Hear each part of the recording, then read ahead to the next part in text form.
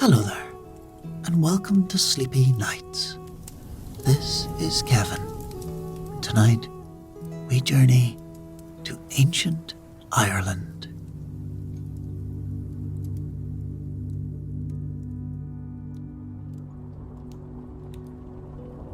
But first, make yourself comfortable in your bed. Take a moment to find that perfect position.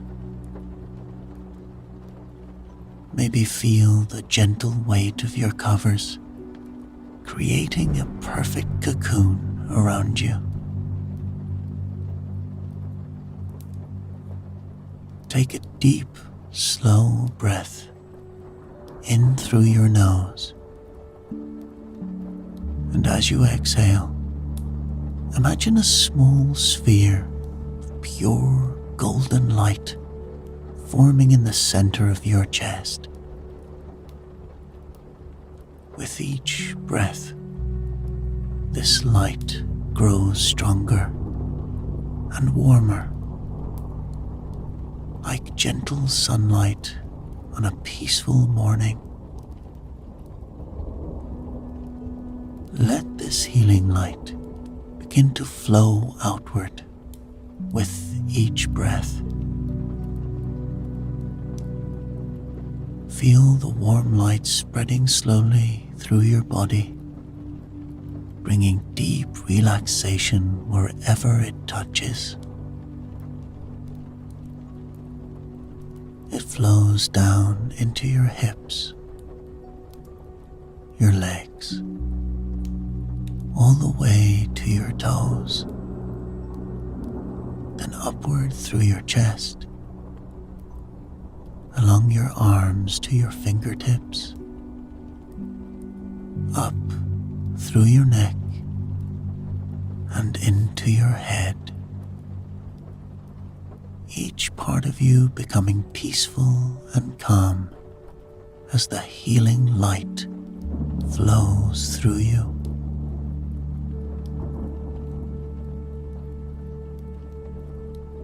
The golden light surrounds you now, like a protective cocoon, glowing with gentle energy. Perhaps you notice it pulsing softly with your heartbeat, or flowing like a peaceful river with each breath. Remember, there's no need to concentrate too deeply. Simply rest in this healing light as my voice carries you along in tonight's tale.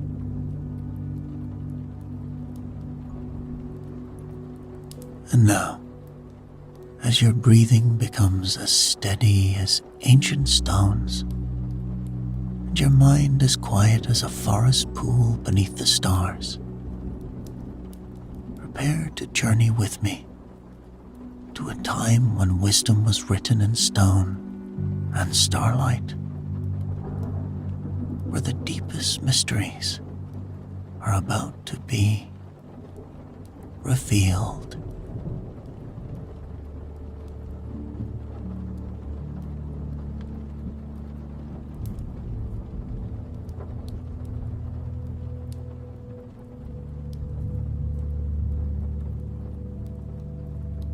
The morning mist clings to the sacred herbs as you kneel beside your mentor, Oisin,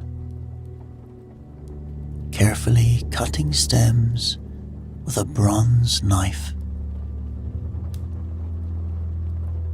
Dawn hasn't quite broken over the hill of Tara, but the first blackbirds have begun their song, their melodies carrying through the pale darkness like scattered silver. The ancient settlement sleeps behind you, its roundhouses still wreathed in the smoke of banking fires, while ahead, the ceremonial path winds up toward the great hill, where the high kings of ancient Ireland are crowned.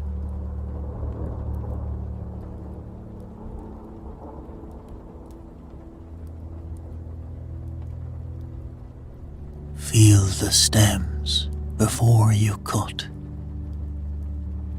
Oisin reminds you softly, his weathered hands demonstrating the proper technique. The plants speak to those who listen. You've been his apprentice for 3 summers now, learning the ways of the Druids. But there's always something new to discover.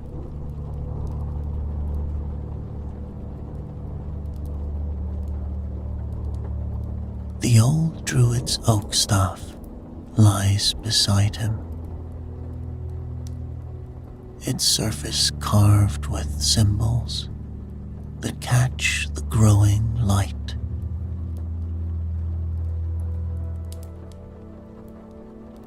You've learned to read some of them during your training.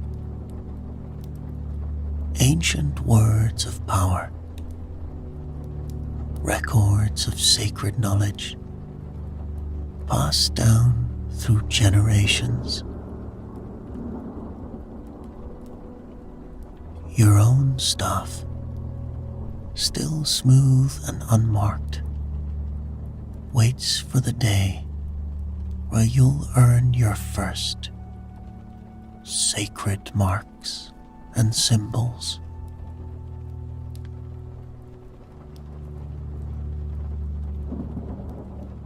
The herbs are especially potent this morning, Oisin observes, adding carefully selected leaves to his woven basket.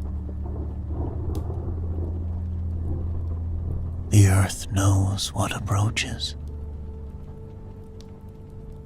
He glances at you with eyes that seem to hold centuries of wisdom. Just as I knew you would be the one, Finn. When you came first to learn our ways. Some are born to hear the old songs.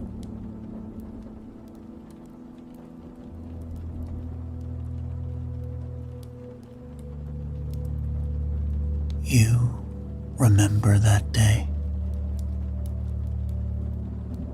How the hazel wand had trembled in your hand during the testing. How the sacred fire had leaped higher when you approached. Since then, you've learned to read the flight of birds, to find healing plants by starlight, to hear the whispered wisdom in the wind through ancient stones.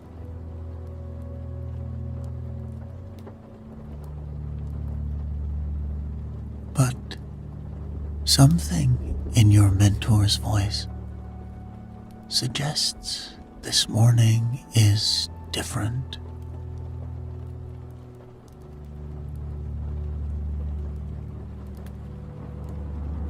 The mist shifts around you as the sun edges closer to the horizon.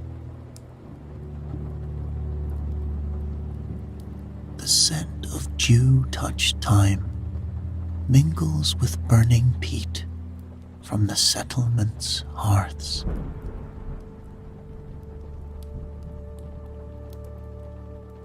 Moths dance in the growing light like wandering stars, their wings brushing the sacred herbs that will be used in today's ceremonies.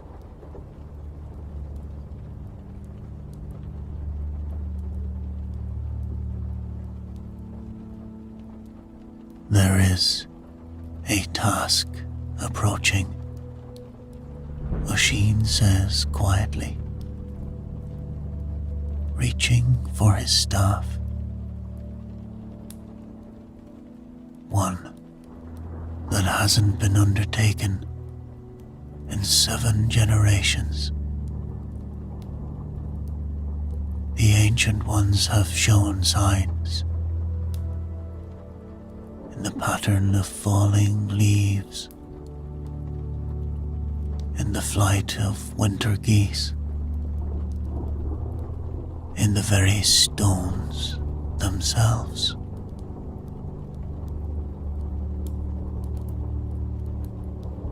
He pauses, watching the mist swirl around you both. It's time to raise a new stone circle.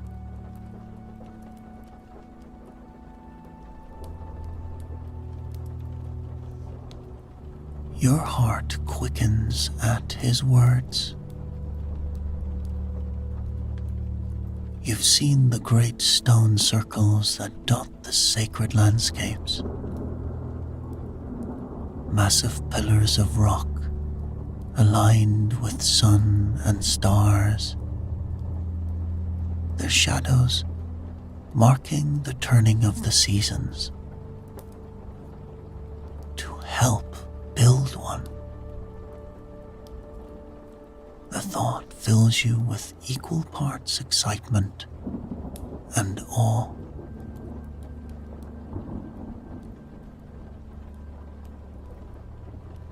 Movement catches your eye.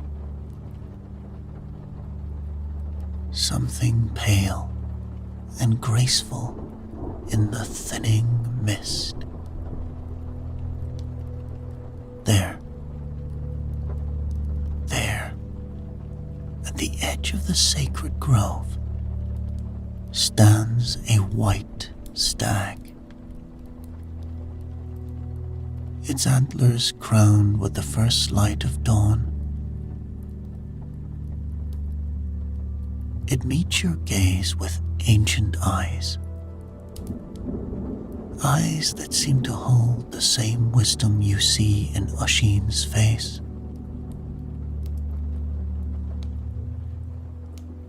Then, as quietly as a falling leaf, it turns and disappears into the mist,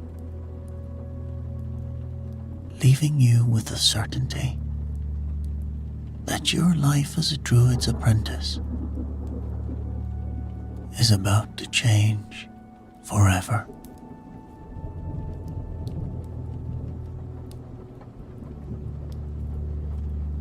Come, Oisin says, gathering his basket of herbs.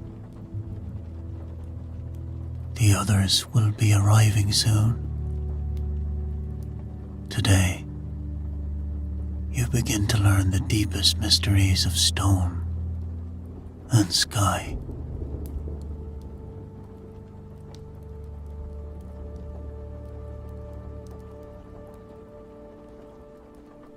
The forest path winds before you like a river of earth.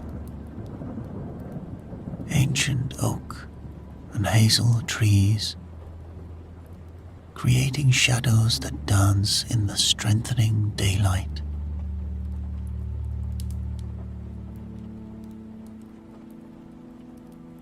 You walk among the elder druids, their white robes brushing the dewy ferns, each step measured and purposeful. Oisin leads the small procession, his staff marking a steady rhythm against the ground that seems to echo through the sacred grove. Watch how the brambles bend, one of the elders Niall says softly. His grey-stalked beard catches the dappled sunlight as he points to the undergrowth. They show the hidden paths if you know how to look. You've learned much about reading nature's signs during your apprenticeship. But the elders see layers of meaning that you're only beginning to understand.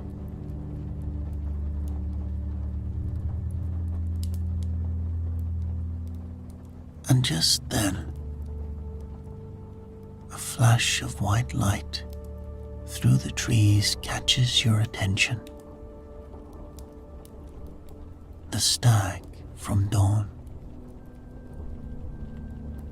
Its antlers now crowned with morning light. It pauses, watching your group with eyes that seem to hold starlight, before bounding ahead along the path.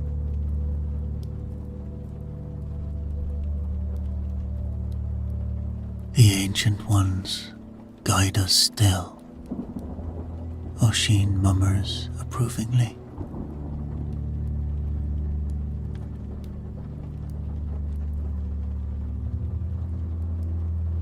The Druids carry their sacred tools with reverence. You've been entrusted with the bronze mirrors, carefully wrapped in undyed wool, their surfaces polished to capture and direct the sun's path.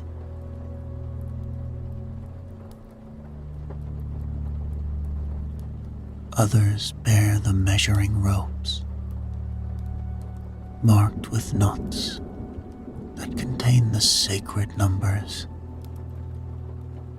and smooth yew rods for calculating the stars' positions.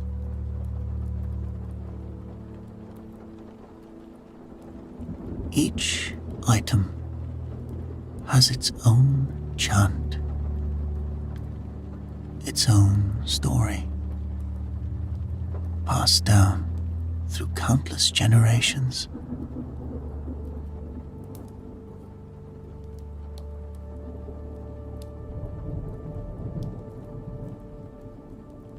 Ravens circle overhead, their wings cutting patterns against the sky. The elders pause, reading the bird's flight. They speak of others gathering, Niall interprets, his voice carrying the weight of ancient knowledge. The signs align.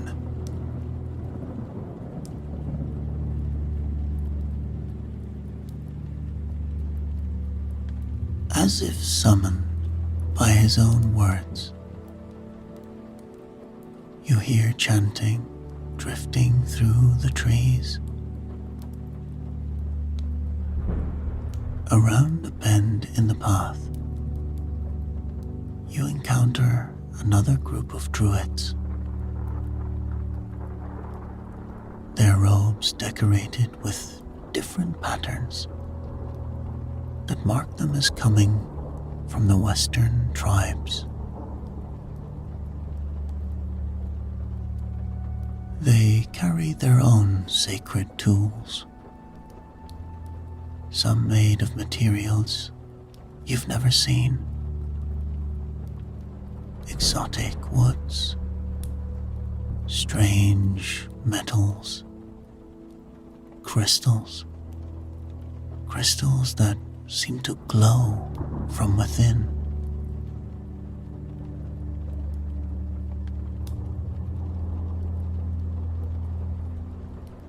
The white stag appears again, more distant now, standing at the edge of a clearing that takes your breath away. Here, the forest opens into a natural bowl in the earth. It slopes, creating perfect lines that point to where significant stars will rise.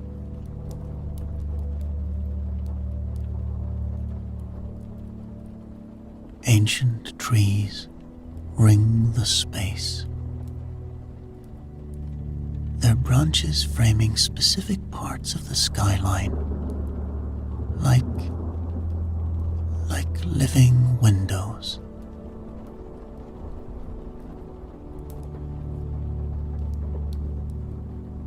The earth herself has shaped this place, Oisin says. Through countless winters, she has prepared it for us.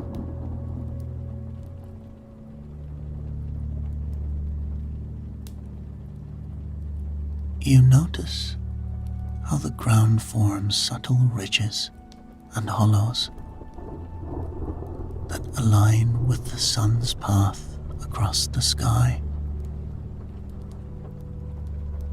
Even the streams that trickle down the slopes seem to follow patterns that mirror the movements of celestial bodies.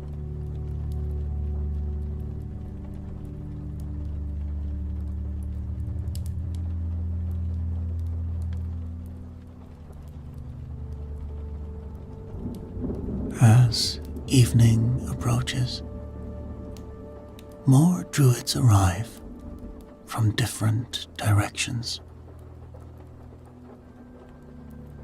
each group guided by their own signs and omens.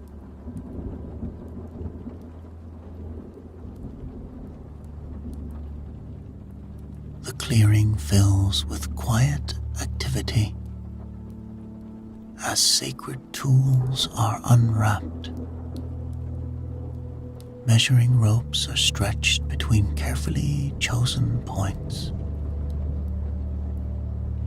and the first prayers are whispered to the awakening stars.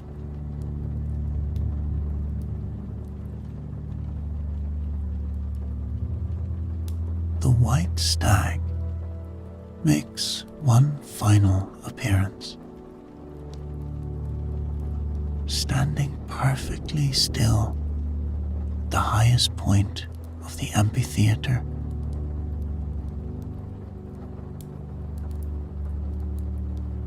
As the first evening star appears above its antlers, you understand why this place was chosen. Here, earth and sky meet in perfect harmony, waiting for the stones that will mark their eternal dance.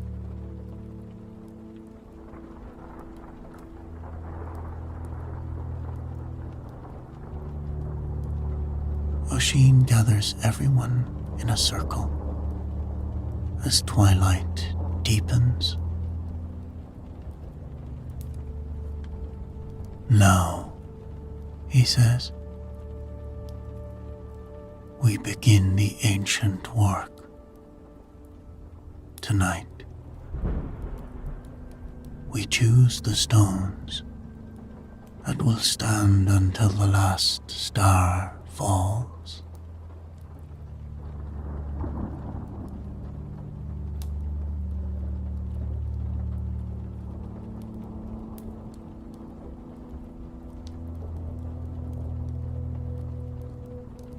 The ancient quarry opens before you like a giant staircase. Its weathered layers descending into earth that hasn't seen sunlight in centuries. Torches flicker in bronze holders,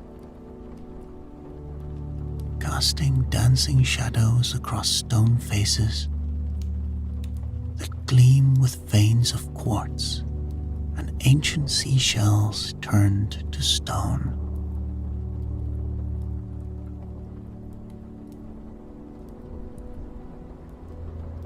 The elders spread out along the quarry's edges, their white robes taking on the orange glow of the flames.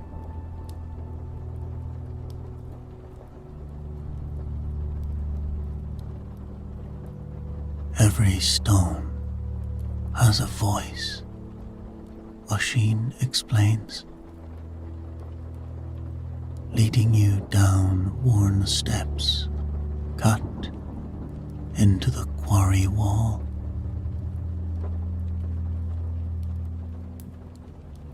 Some whisper, some sing, and a precious few. He pauses, running his hand along a massive stone face. A precious few remember the first songs of creation.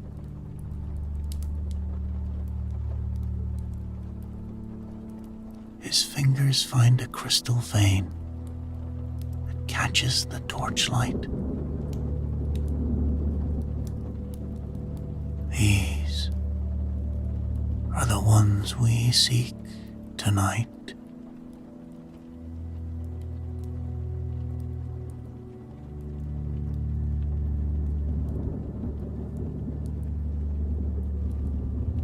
The druids begin a low chant in the old tongue. Words that feel older than the stones themselves. You recognize parts of it. Prayers to the earth, to the ancestors.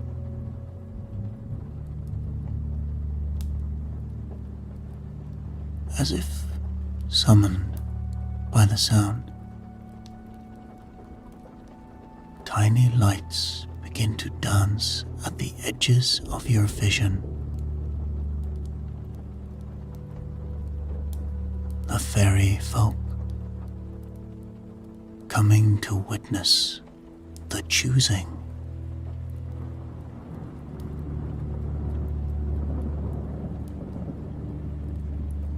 Watch, Niall demonstrates, approaching a promising stone. He strikes it gently with a yew rod and presses his ear to the surface. The sound rings pure and clear through the quarry. This one remembers water, he says. Good for catching moonlight, but not what we need for this circle's foundation.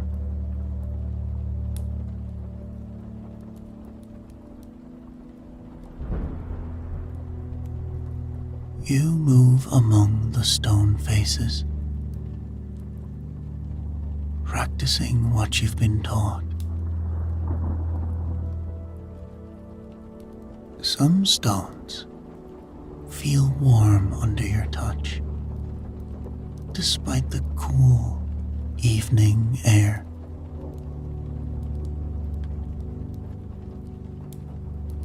Others seem to hum even before they're struck, The fairy folk flit around you like curious fireflies, their lights lingering near certain stones, as if trying to draw your attention.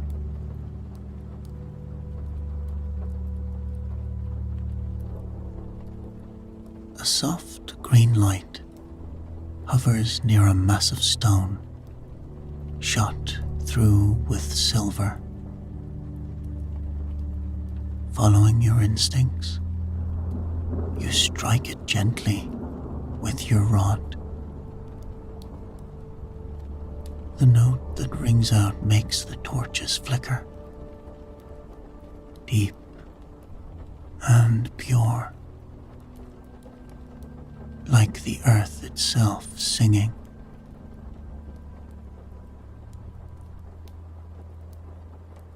The fairy folk dance excitedly around the stone as the sound fades.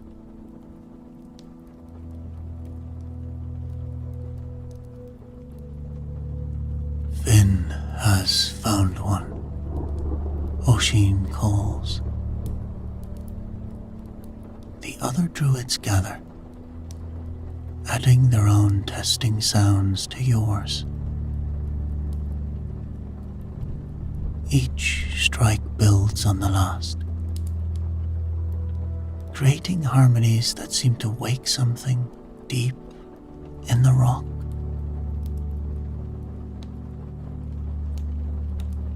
You can feel it in your bones. This stone wants to be part of the circle.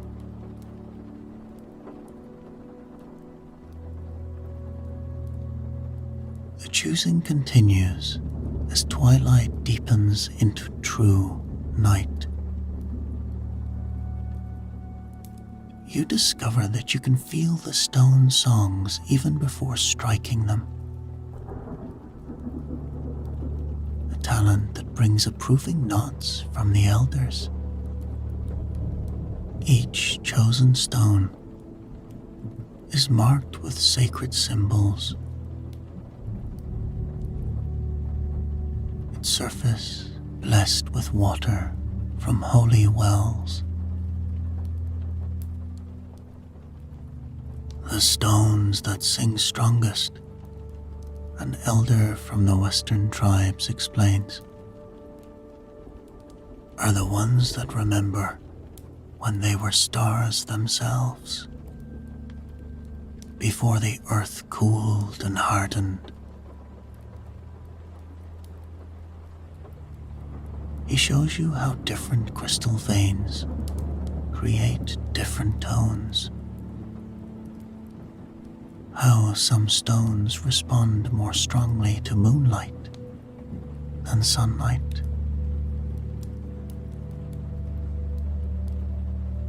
The fairy folk become more visible as night falls. Their forms almost solid in the torchlight.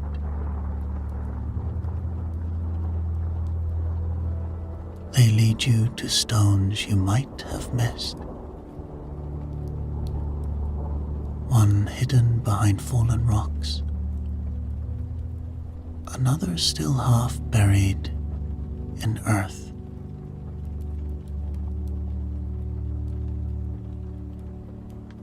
Each one you test rings with its own perfect note.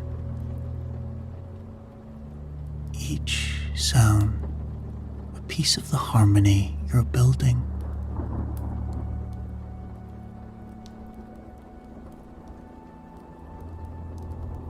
Then, just as the moon's edge appears over the quarry wall,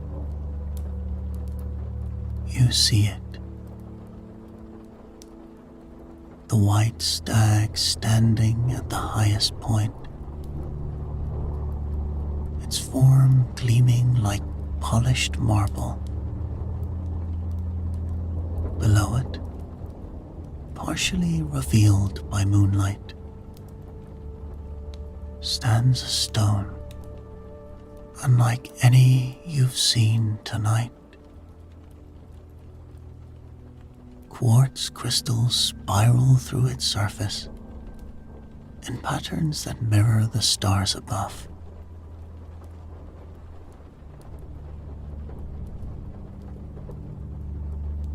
As you approach, the fairy folk gather around you in unprecedented numbers, their lights creating a pathway towards the stone.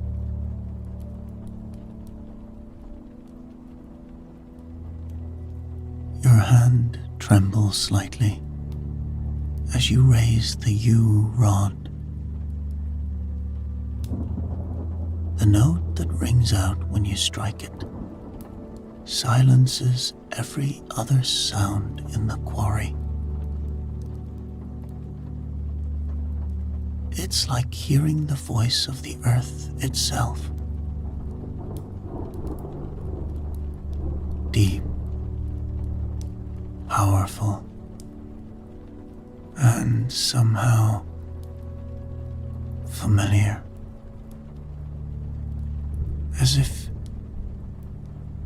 As if you've known this sound since before you were born.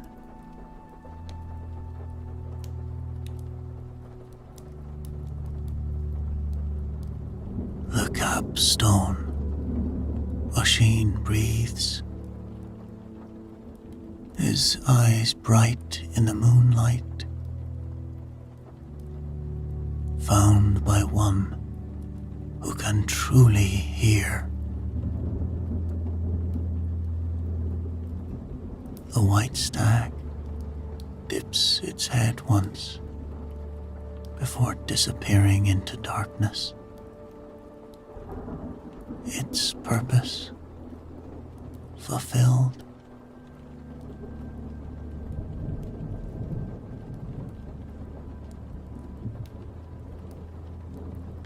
The moon rises fully now, casting its silver light across your chosen stones. Tomorrow, you will begin the work of moving them. But tonight, in this ancient quarry, blessed by the fairy folk, you stand among stones that sing with the music of creation itself.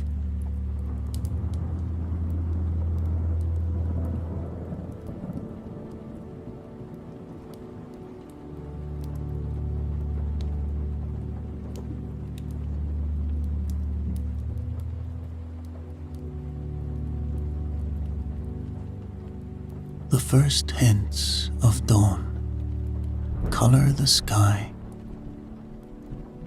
as you help Oisin place the shadow sticks in precisely measured positions.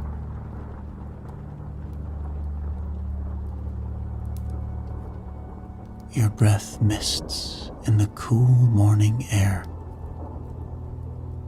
while you stretch the knotted ropes between markers. Each knot representing sacred numbers passed down through generations of druids.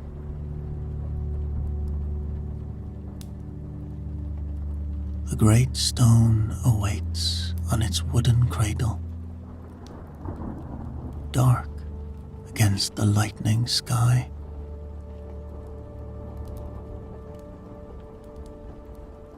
Seven times, 7 paces from the center point,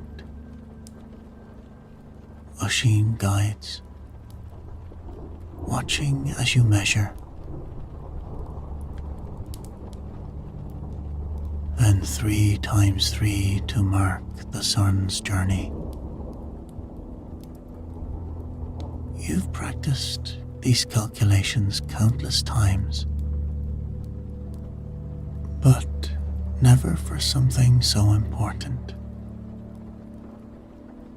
The stone must align perfectly with both the midwinter sunrise and the spring equinox, marking the turning of seasons for centuries to come.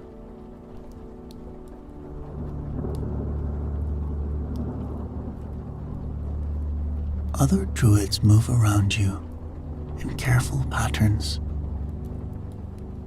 placing markers and checking angles, using bronze mirrors that catch the first rays of sunlight.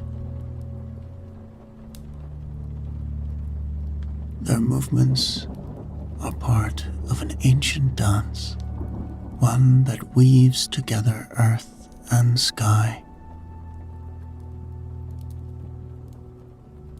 You watch how the shadows move across the carefully prepared ground,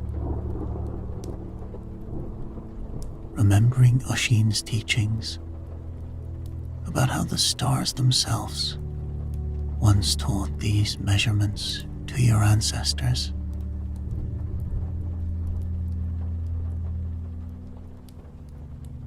There, you say, finding the exact point where multiple measurements converge. The morning light catches a crystal in the stone face, sending a brief flash like a wink from the earth itself. Oisin then checks your calculations using his own methods, counting the lengths in poetic meters, measuring angles against the positions of sacred trees on the horizon.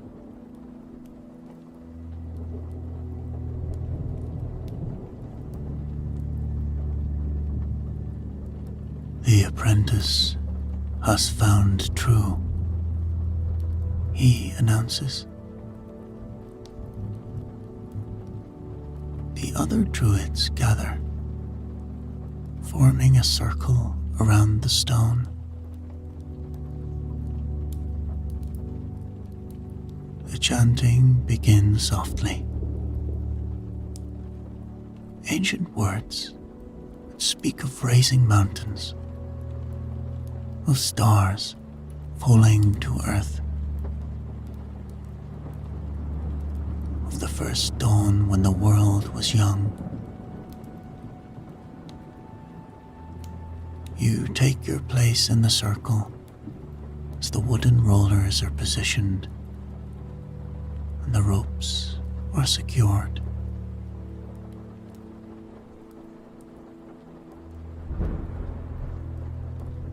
The sun climbs higher as the work continues.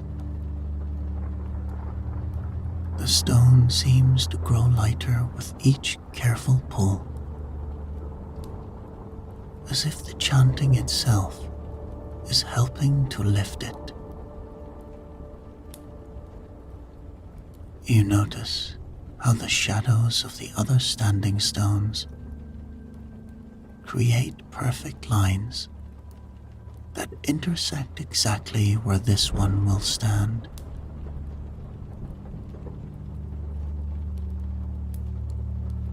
Even the birds seem to understand the importance of the movement,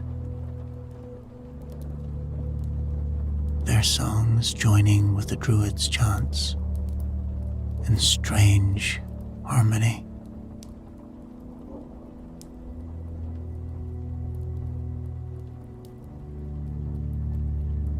Just as the stone begins its final rise, the white stag appears on a nearby ridge. It stands perfectly still,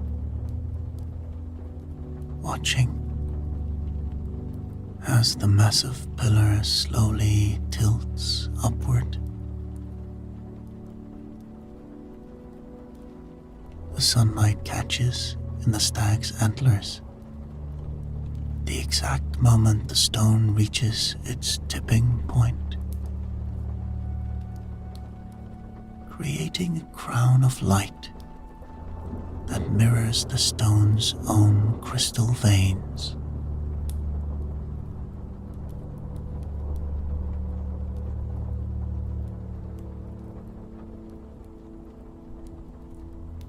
The final positioning requires both strength and absolute precision.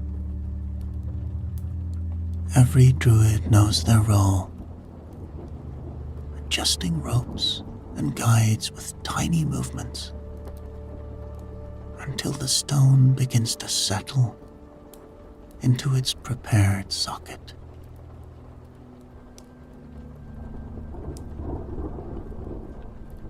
The chanting grows stronger, and you feel something shift in the air, like the moment before lightning strikes.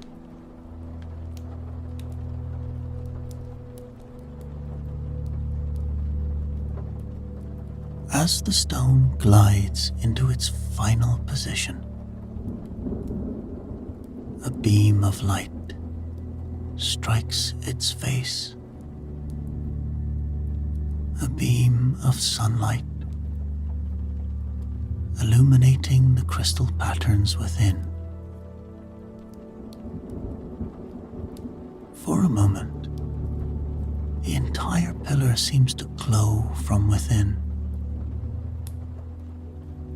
its light connecting earth and sky.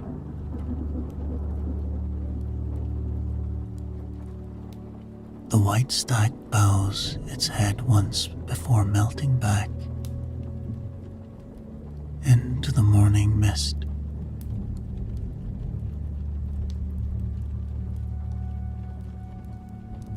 Oisin places his hand on the stone, feeling its alignment. "Perfect," he whispers, and you hear the pride in his voice. "It will stand until the stars themselves grow old." The great stone towers above you now, its shadow reaching out to touch the exact points you measured, ready to begin its eternal dance with sun and moon.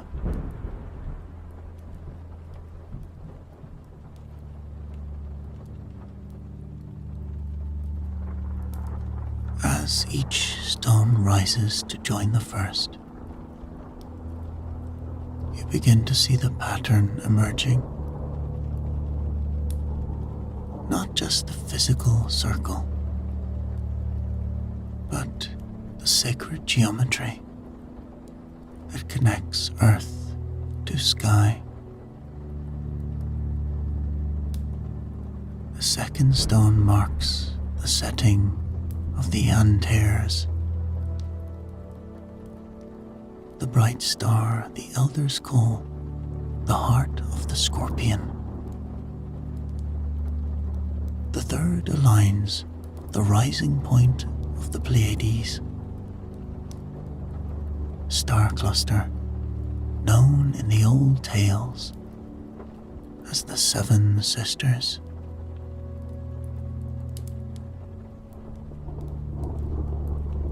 See how they speak to each other, Oisin shows you. Standing between two newly raised pillars. This one catches the first light of morning, while its partner marks the last ray of sunset.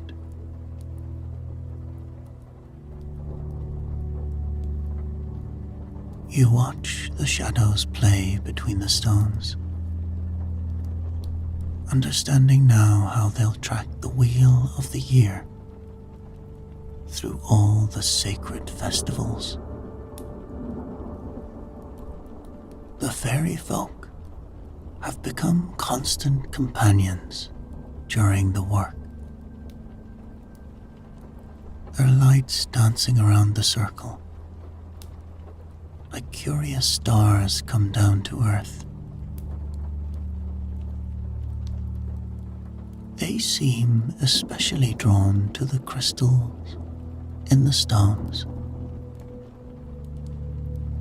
Their own light creating tiny rainbows that flicker across the ancient surfaces.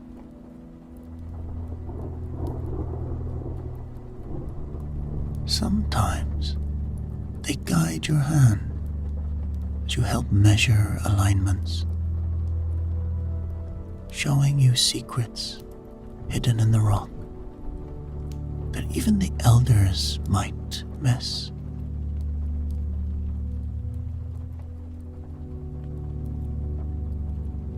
Each new stone brings fresh understanding.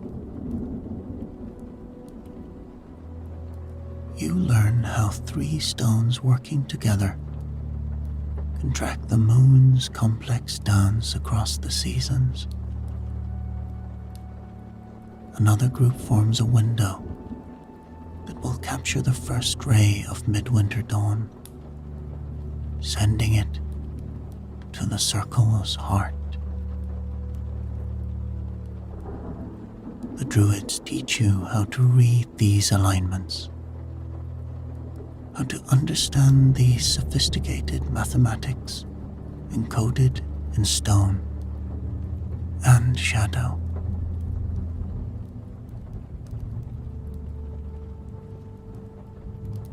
This one, you tell a younger apprentice who's watching in awe, will mark the time for planting when the oak leaves are the size of a mouse's ear.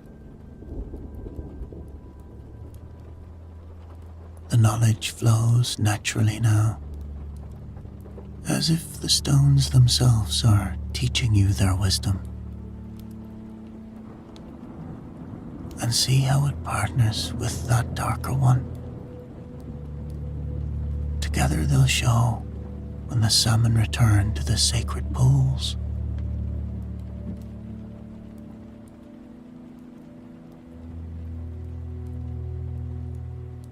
The circle grows stone by stone, each placement accompanied by chants and ceremonies specific to its purpose. Some stones are for healing, others for teaching, still others for keeping the old stories safe.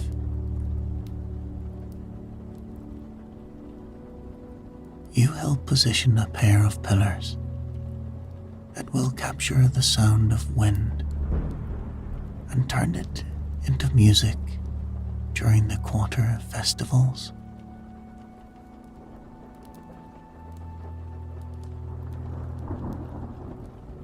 As the final stone is prepared, the one you found in the quarry, you stand at the circle's center in the fading light. The fairy folk weave between pillars like threads of starlight, somehow making the massive stones seem to dance.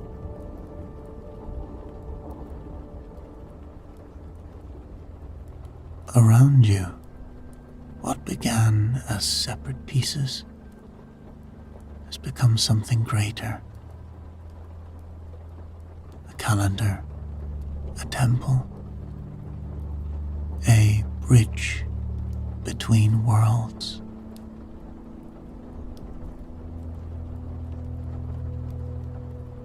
Tomorrow, Oshin says, as twilight deepens around the nearly completed circle, we raise the capstone, the first light of dawn. The wheel will be complete, and a new age of wisdom will begin.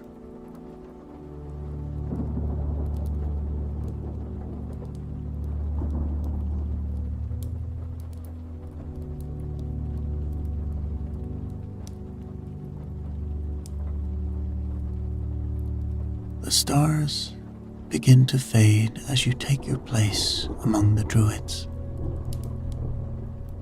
The completed circle rising around you, like ancient guardians in the pre-dawn light.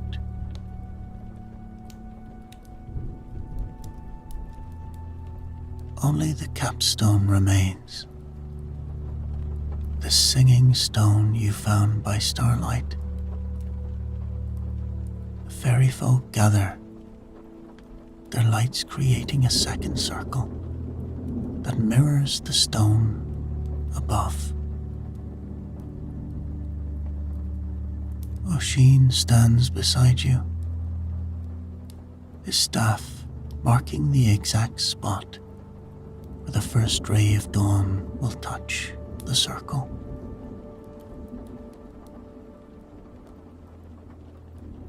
Everything must align perfectly, he murmurs, though you understand now that he means more than just the physical placement. This moment has been written in stone and starlight since the first druids learned to read the sky's wisdom.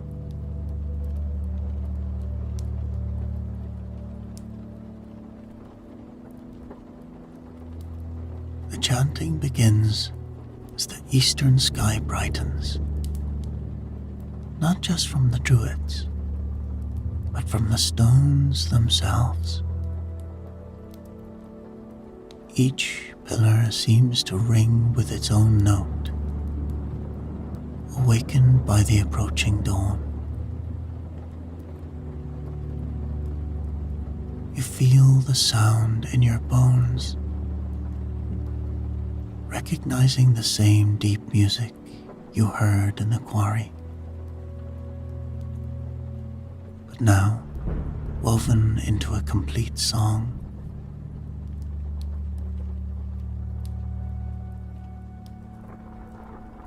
First light catches the crystal veins in the eastern stones,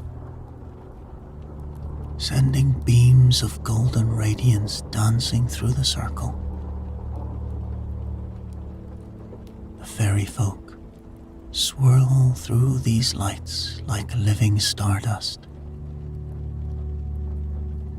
their movements creating patterns that mirror the sacred symbols carved into your mentor's staff.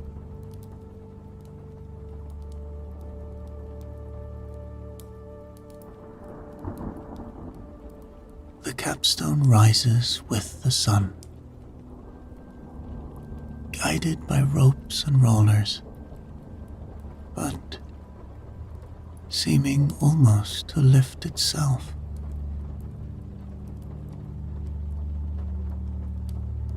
Its spiral patterns catch the dawn light, creating a display that draws gasps even from the eldest druids. As it settles into its final position, completing the circle, something shifts in the air, like the moment when a bard finds the perfect note to complete an ancient song.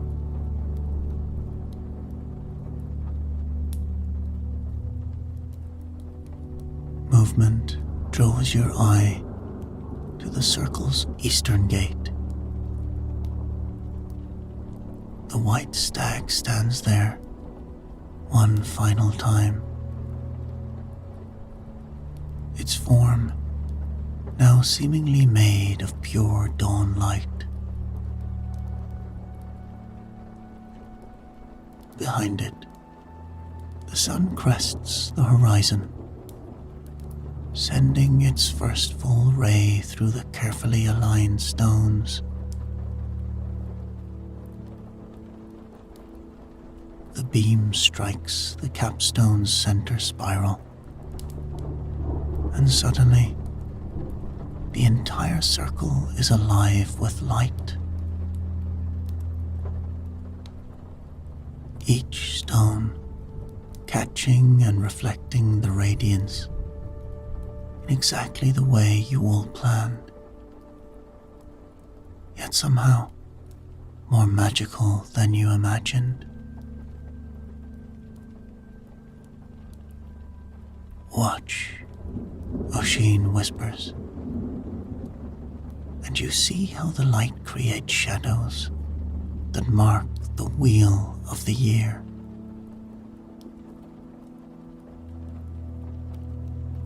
Patterns written in light and darkness across the circle's floor.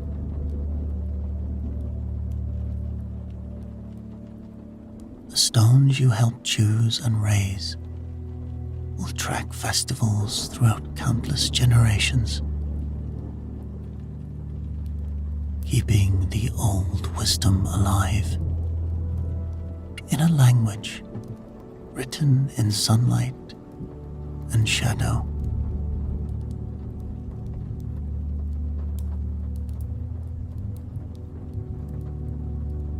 The white stag bows its head before dissolving into the morning mist.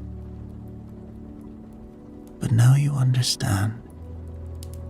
Its spirit, like the wisdom of the ancestors, lives on in the stones themselves.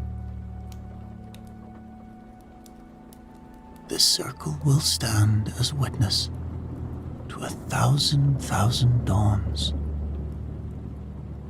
teaching those who learn to read its signs, singing its deep earth song to all willing to listen.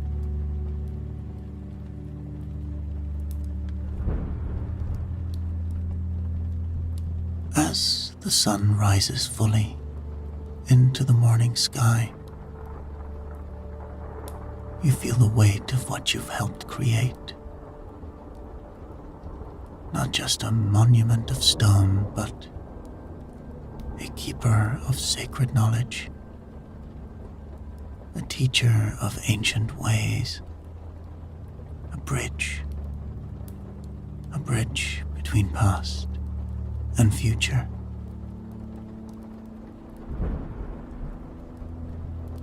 The fairy folk dance one final pattern through the stones before fading with the last shadows of night,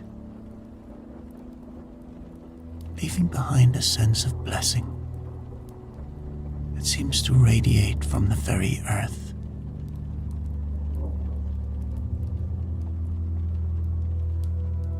Now, Oshin says softly, his hand resting on the capstone. Now you understand why we build in stone. Some wisdom is too precious to trust to words alone. Around you, the circle hums with its own quiet music, ready to begin its eternal dance with sun and stars, keeping safe the deepest mysteries until they're needed once again.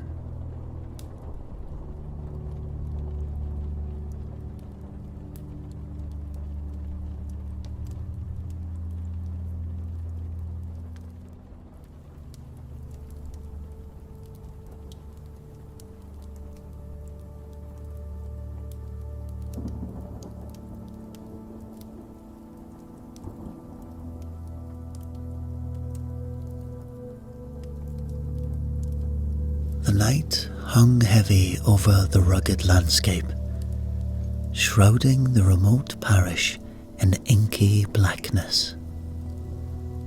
A young man named Guleesh stood under the eaves of a weather-beaten cottage, his sharp eyes scanning the gloom. The only light came from a full moon suspended high above like a ghostly orb. It cast a pale, ethereal glow on the sweeping expanse of grassland before him, broken up by small clusters of ancient trees, their gnarled branches grasping at the night sky. Guleesh had often come to this spot on nights like this, seeking solitude amidst nature's sombre beauty. On this night, however, relentlessness clung to his bones. His mind churned as he contemplated the monotonous days that stretched endlessly before him in this place that he now called home, but where he had never truly belonged. As Guleesh gazed listlessly into the darkness, a strange sound arose in the distance. It started low, almost at the edge of perception, a rhythmic pounding like waves crashing upon the lonely shore. But gradually it increased in volume, building to a deafening crescendo like a mighty waterfall cascading over a sheer cliff face.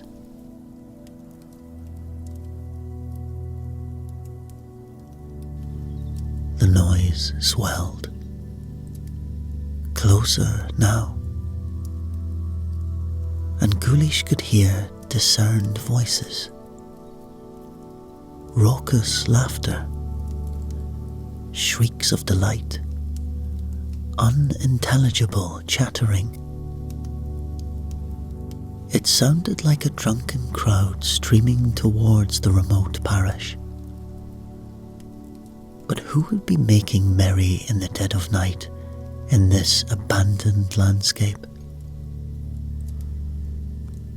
The commotion swirled violently as it approached, and Guleesh now made out snatches of song in an unfamiliar tongue. The words were wild, primal, and they raised the hairs on the back of his neck, though he grasped none of their meaning. He hesitated, torn between investigating further and fleeing into the safety of the cottage. But curiosity won out. Silently, he crept towards the noise as it spun chaos into the once peaceful night.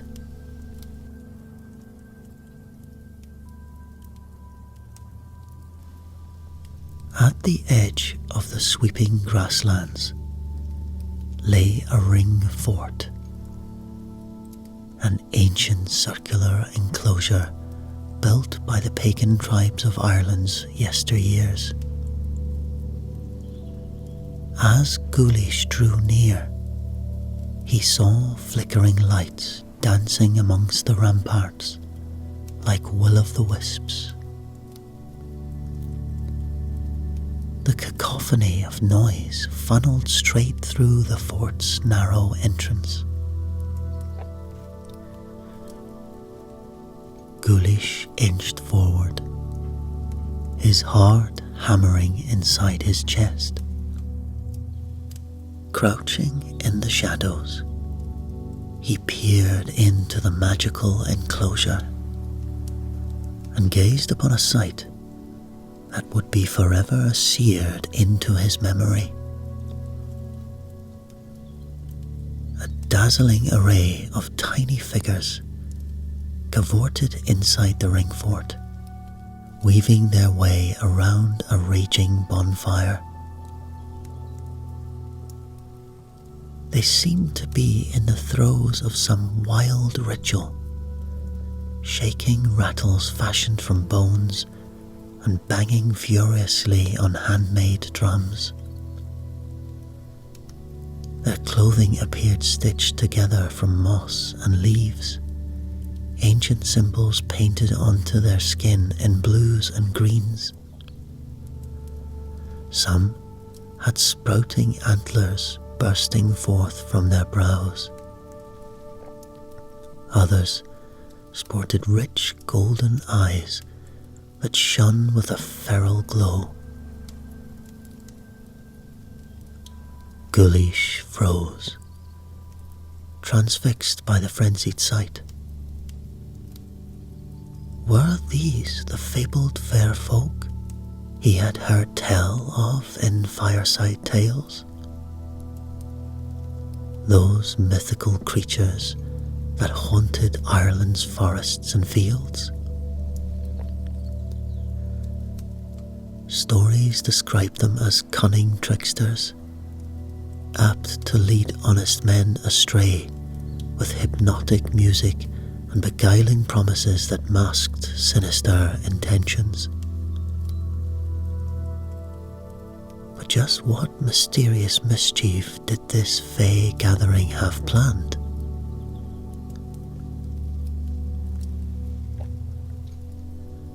As if sensing Guleesh's presence, the chanting ceased abruptly. All eyes snapped towards the darkness where he was hidden.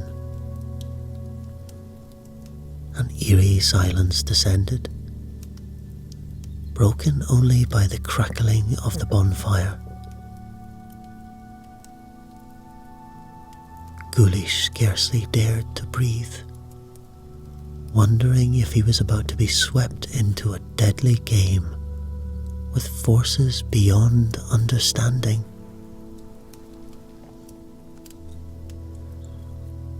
A small, wizened figure detached itself from the group and crept towards Guleesh's hiding place. As it drew near, the creature's features became clear in the flickering firelight.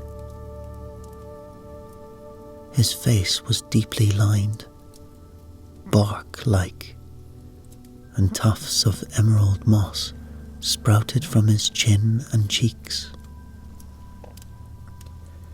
Intense azure eyes peered out from under a mantle of ivy that draped over his head. He wore a tattered cloak, fashioned from the wings of dragonflies, moth fur fringe swaying as he moved. In gnarled hands, he gripped a staff topped with an owl skull that swiveled to glare straight at Guleesh. "We know you are there, mortal," the creature rasped, his voice like the croak of a raven. "You have spied workings not meant for your kind. Come forward now and state your purpose." Guleesh hesitated, unsure whether to flee or confront the fey being. But before he could act, all the forms surrounded him, springing from the darkness with otherworldly speed. The fey circled him. Hands like branches clasped his arms, impossibly strong, and propelled him towards the bonfire's blistering heat.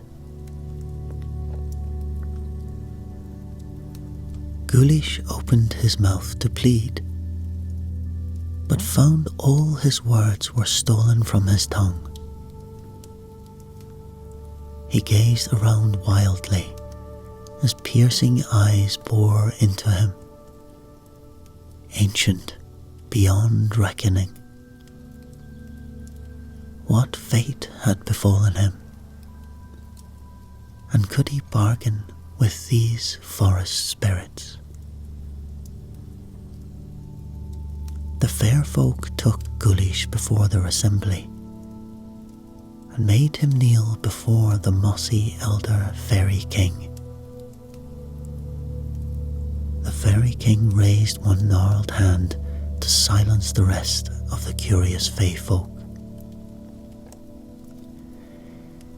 He peered closely at Guleesh, azure eyes burning with icy intelligence. Guleesh returned the fairy king's gaze, determined not to display fear, even as his heart slammed against his chest like a captive bird. At last, the fairy king gave a slow nod. There is courage in this one, and cleverness too, I deem, he rumbled. Bring him a draught, so we may converse with him. One of the fairy folk scurried off, soon returning with a golden chalice that steamed and smoked. She offered it to Guleesh in outstretched hands, her lips splitting into a hungry, needle-toothed smile. Guleesh accepted the brew warily. Ancient tales warned never to consume fairy food or drink. But with flame and fang encircling him, did he dare refuse their hospitality?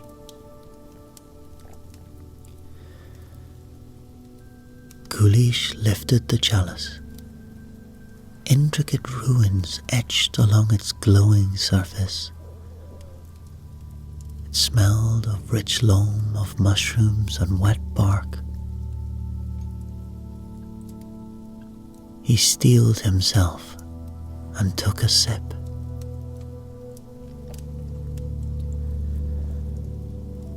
Earthy flavour exploded across his tongue, delicate and honey sweet.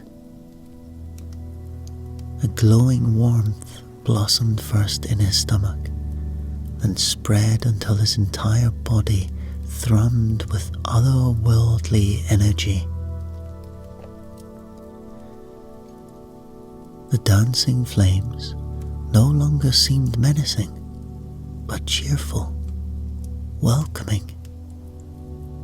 Guleesh blinked and saw the ring fort transformed. Now a resplendent palace woven from willow branches and smoky quartz crystals. He gazed at the fair ones with new eyes. No longer fearful hobs or snarling pixies. They were elegant lords and ladies, garbed in cloaks of snowflowers and foxgloves. Enchantment washed over Guleesh in tingling waves as the fairy brew unlocked his mind.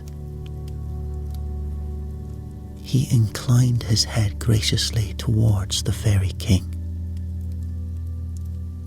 His mouth now able to speak, he said, "I mean no harm in happening upon your celebration, noble fairy king. I was but a lonely soul, drawn here by a strange sight and sound.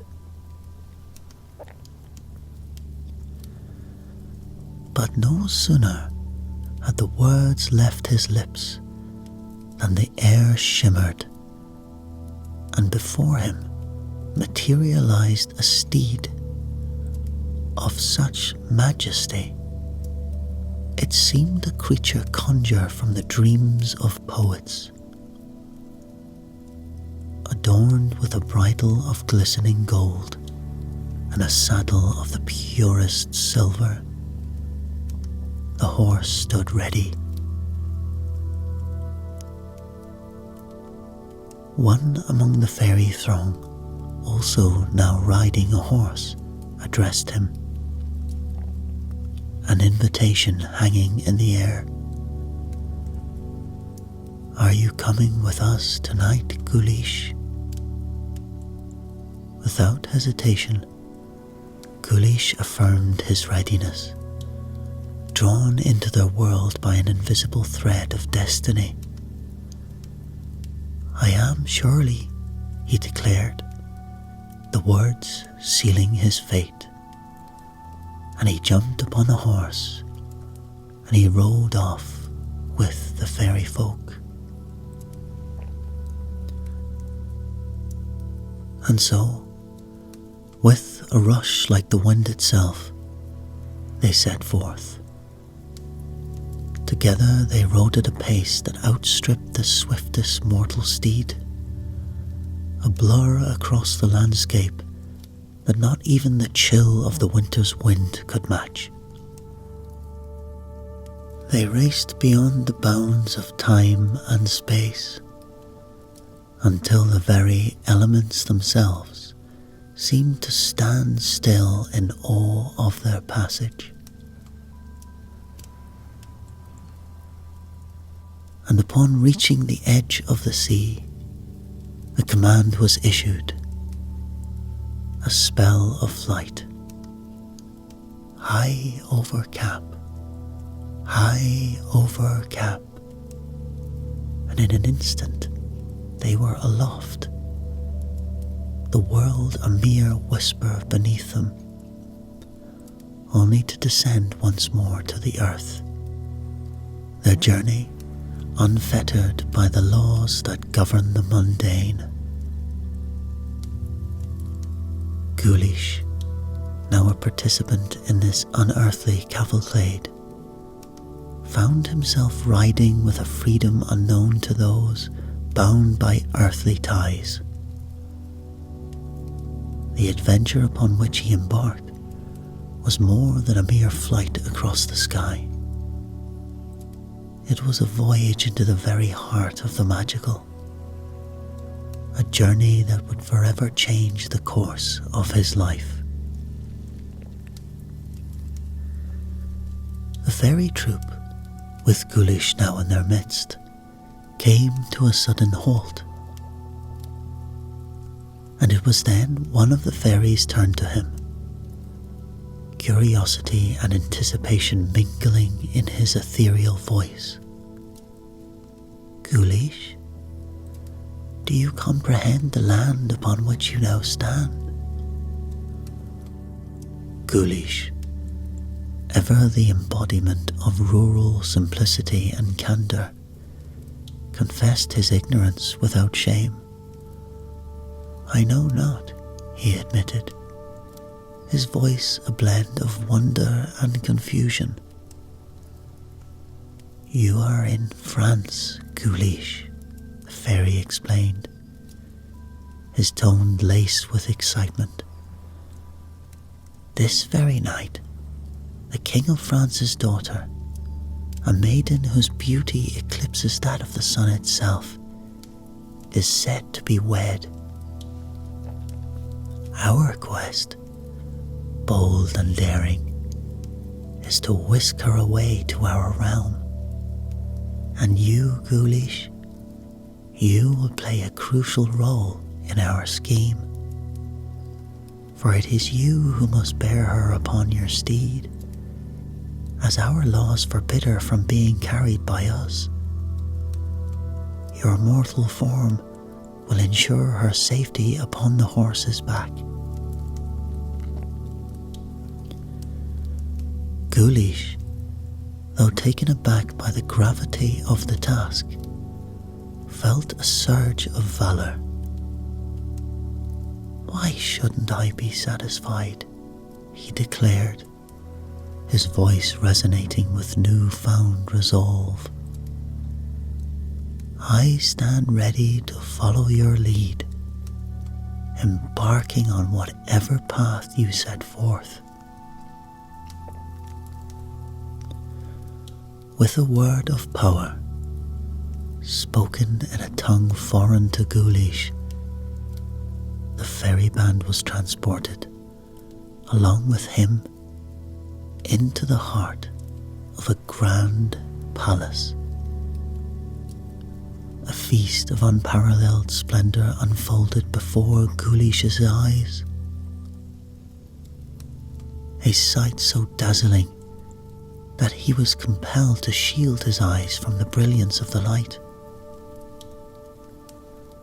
When he dared to look again, the opulence before him was like nothing he had ever seen or dreamed of. The hall was a riot of colour and light, adorned with silk, satin, gold, and silver. Illuminated by countless lamps and candles that made night as bright as day. Spread throughout the hall were tables, laden with an abundance of foods and drinks, from succulent meats to the finest wines and ales, surrounded by nobles and gentry in their festive best. The air was filled with the enchanting melodies of musicians, while the centre of the hall was alive with dancers, their movements so swift and graceful that Guleesh felt a whirlwind within his mind just from watching them. Amidst the revelry, tricksters played and laughter rang out, celebrating the nuptial feast that had been unmatched in France for 20 years. For it was the king's daughter, the sole heir, who was to be wed this night, marking the culmination of 3 days of festivity.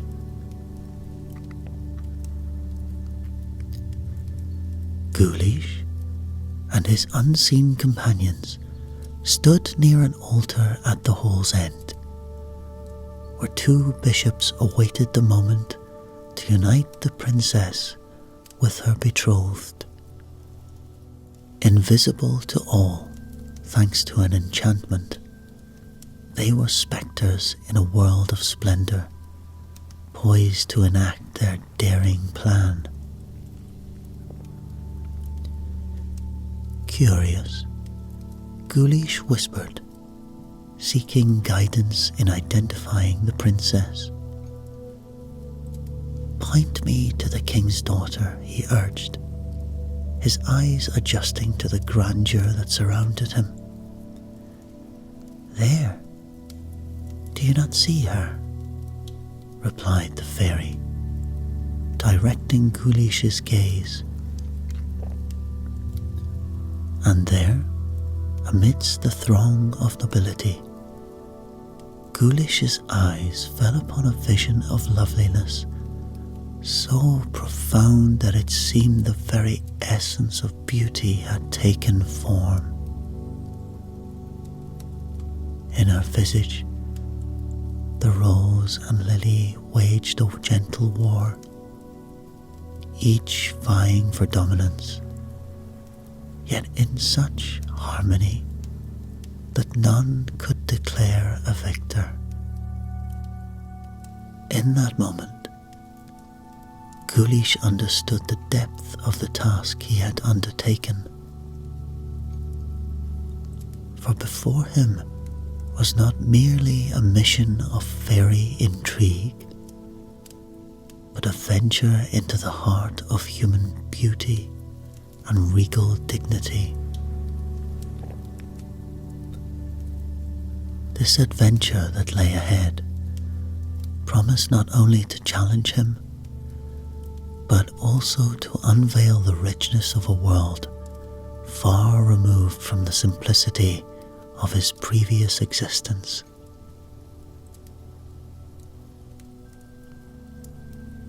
As Guleesh beheld the king's daughter amidst the resplendent grandeur of the feast, her beauty struck him with a force that was almost tangible.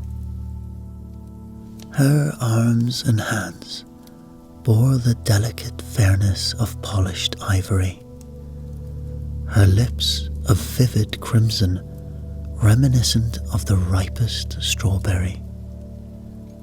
The grace of her form was accentuated by a foot as dainty and light as a songbird's touch. Her silhouette, a perfect harmony of elegance and strength. Cascades of golden hair framed her face, flowing like molten sunlight down her back. Adorned in fabrics interwoven with threads of gold and silver, she was a vision of royal magnificence. Her presence illuminated further by the radiant stones set upon her finger, rivaling the sun in its brilliance. Yet,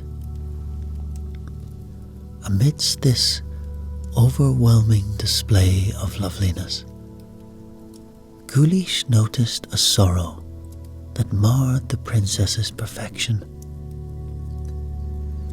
Tears glistened in her eyes, a stark contrast to the jubilation that surrounded her. Guleesh's heart tightened at the sight, confusion and concern wrestling within him. How can she be so touched by sorrow amid such festivity? He pondered, unable to reconcile the disparity. The fairy beside him sensed Guleesh's turmoil. Indeed, she is enveloped in grief, he confirmed, his voice a mixture of empathy and resolve. She stands on the precipice of a union, not of her choosing. Her heart untouched by the man to whom she is promised. This marriage, a decree from her father, has loomed over her since she was but a girl of 15. Though she sought reprieve, hoping for time to weave a different destiny, her pleas only garnered temporary respite. Now, on the eve of her 18th year, the sands of her reprieve have run their course. But, he added, his expression darkening, it is not to a prince she will be bound, if I have any say in the matter. Guleesh's sympathy for the princess deepened, a sorrowful indignation taking root. The thought of her being coerced into a loveless marriage, or worse, ensnared by the sinister designs of the fairy folk, filled him with a profound sense of injustice. Yet, despite his resolve to aid her, he found himself ensnared in a web of helplessness, unable to conceive of a means to alter her fate.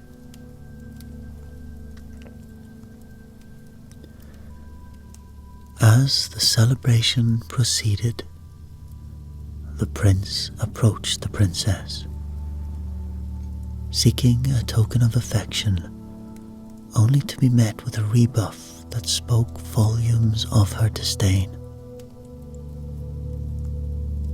Guleesh's heart ached for her as he witnessed the prince insistently coax her into a dance. Her compliance a mere facade, masking the depths of her despair.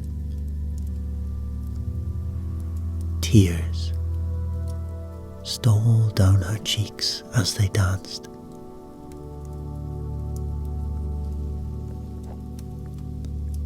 The moment of reckoning arrived when the feast reached its zenith.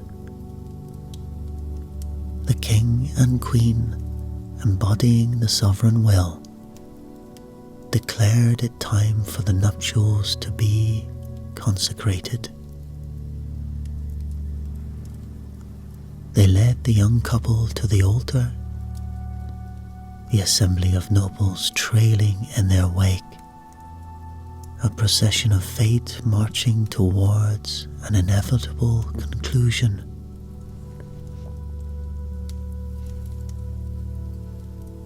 Guleesh, standing as a silent observer to these proceedings, felt the weight of the moment.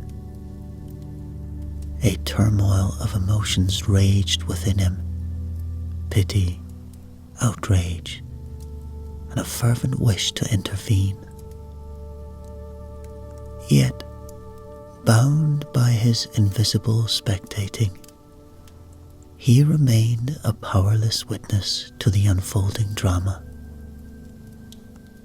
His heart heavy with the knowledge of the princess's plight and the daunting path that lay before her. As the ceremony reached its end, and the congregation's attention was riveted on the impending nuptial rites, a moment of unforeseen chaos unfurled. With a cunning swiftness born of the other world,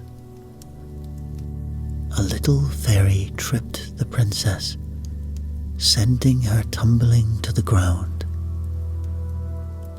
Before the assembled crowd could react or even comprehend the disruption, the fairy cast an incantation, rendering the princess invisible to all.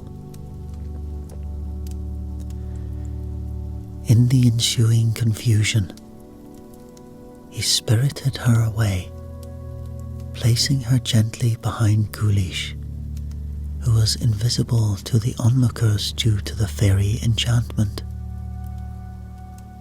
The palace, once a bastion of jubilation and splendour, was plunged into disarray.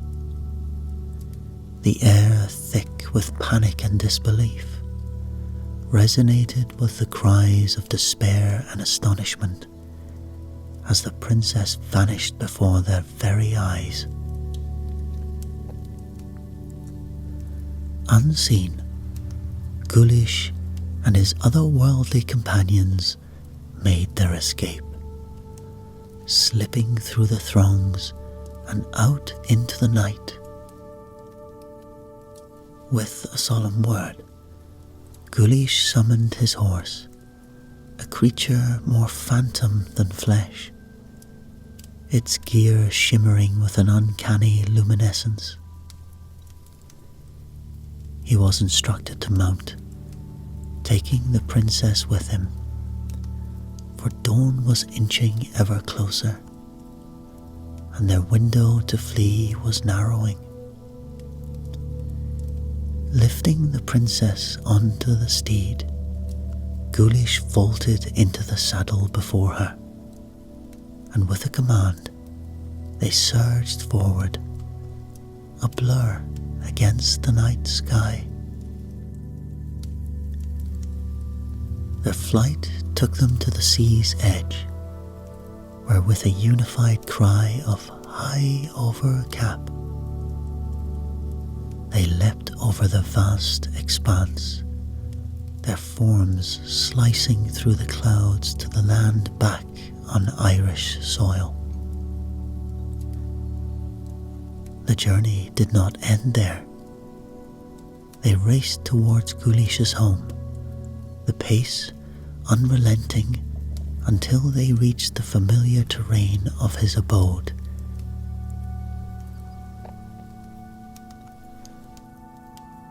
Upon their arrival, Guleesh, with a heavy heart, a newfound responsibility, dismounted, cradling the princess in his arms, and, in a derisive act to claim her from the clutches of the fairy folk,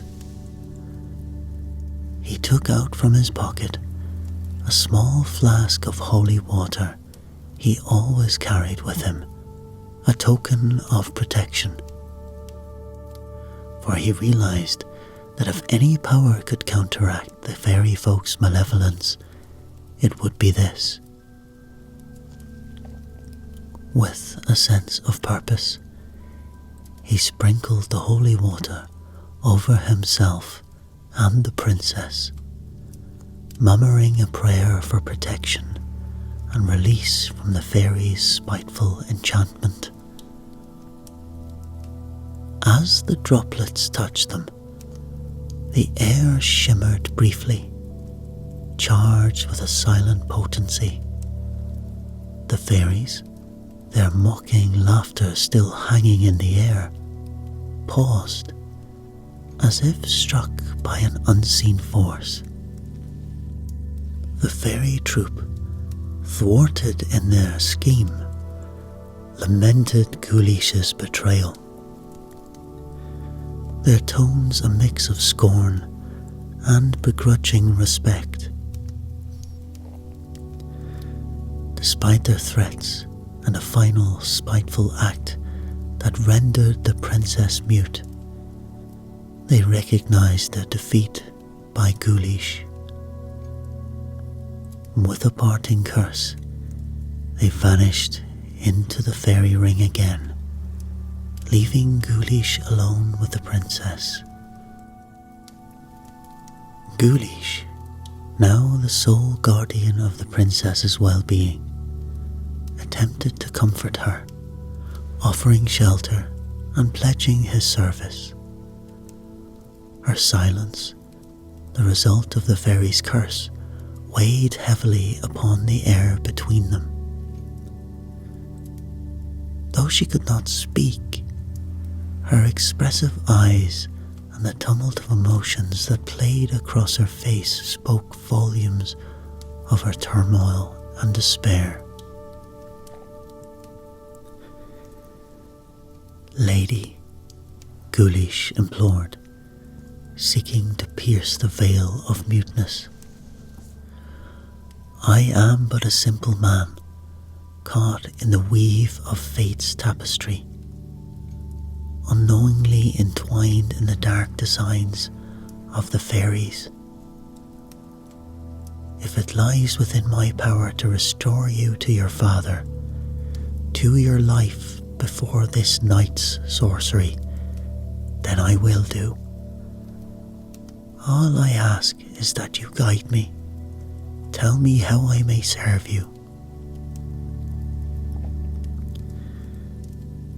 Despite his earnest plea, the princess remained locked in a silent world,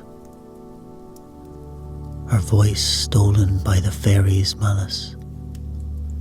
Yet, in her silence, a bond was forged, a silent pact between souls thrown together by the whims of fate and the people of the other world. Guleesh stood resolute, his determination undimmed by the daunting path that lay ahead. In the stillness of night, beneath the watchful gaze of the stars, he vowed to undo the wrongs visited upon the princess, regardless of the cost to himself. The journey that had begun in the realms of fairy lore would now continue in the realm of men, a quest not just for restitution, but for redemption, and perhaps, against all odds, for love. Faced with the dilemma of where to take the princess, Guleesh wrestled with his options. Bringing her to his family's home seemed fraught with complications. He doubted the likelihood of his own kin accepting such an unbelievable tale, fearing ridicule or disrespect might befall the princess in their midst. The thought alone was unbearable.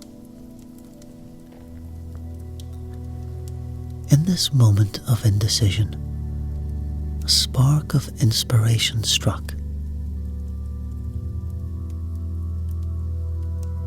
"Glory be to God," Guleesh exclaimed, a plan forming in his mind. The priest, a figure of authority and kindness, known to Guleesh for his wisdom and discretion, emerged as a beacon of hope in his quandary. Confident in the priest's capacity for empathy and assistance, Guleesh resolved to entrust the princess to his care. He communicated his plan to the princess, who, despite her silence, conveyed her gratitude and willingness to follow his lead. Together, they set out for the priest's residence, arriving just as the first rays of dawn kissed on the horizon. Guleesh's knock on the priest's door was both urgent and hopeful. The priest, surprised by the early visit, greeted them with a mixture of bemusement and curiosity, half expecting a young couple eager for matrimony at an ungodly hour.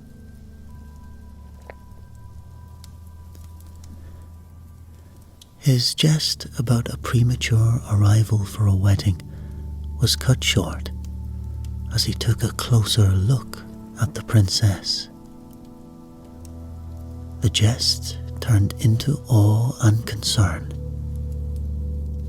prompting him to invite them inside with a flurry of questions lingering on his lips.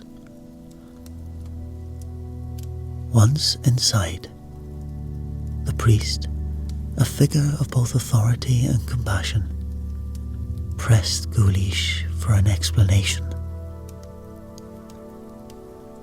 The room, filled with the early morning light, became a stage for Guleesh's incredible tale, and with earnest sincerity he recounted the night's fantastical events, from the fairy ring in Ireland to the grandeur of the French palace and the subsequent escape with the king's daughter.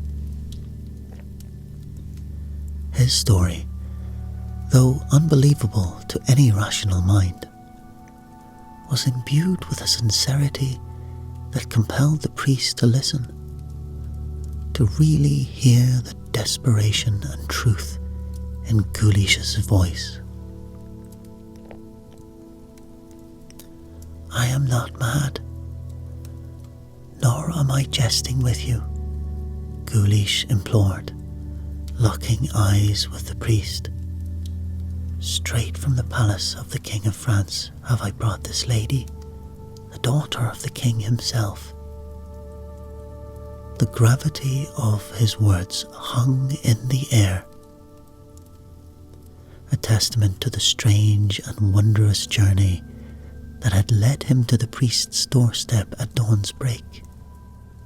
The priest, confronted with a tale that defied logic, yet resonated with the unmistakable ring of truth, found himself at a crossroads of faith and skepticism. Here, in his very parlour, sat a young Irishman and a princess of France, united by a series of events so extraordinary that they could scarcely be believed. Yet, the evidence of their ordeal was palpable. etched into the princess's tear-stained face, and Guleesh's earnest plea for sanctuary. In this moment of revelation, the priest was called to extend beyond the bounds of conventional belief, to offer refuge and to support two souls caught in the web of a fairy tale turned reality. The path forward was uncertain, fraught with challenges and the need for discretion. Yet the essence of his calling, to aid those in need, to offer shelter to the lost and comfort to the afflicted, guided his response.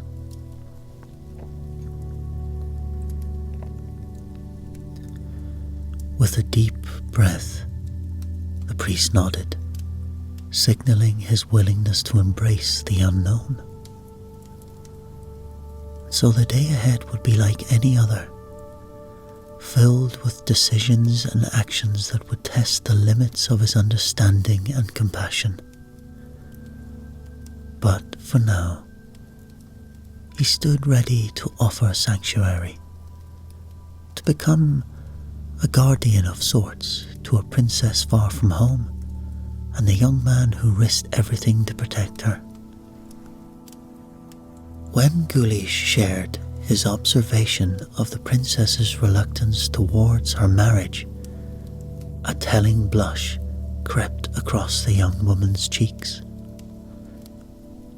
It was a silent yet powerful affirmation of her disdain for the union that had been foisted upon her, lending weight to Guleesh's resolution to protect her.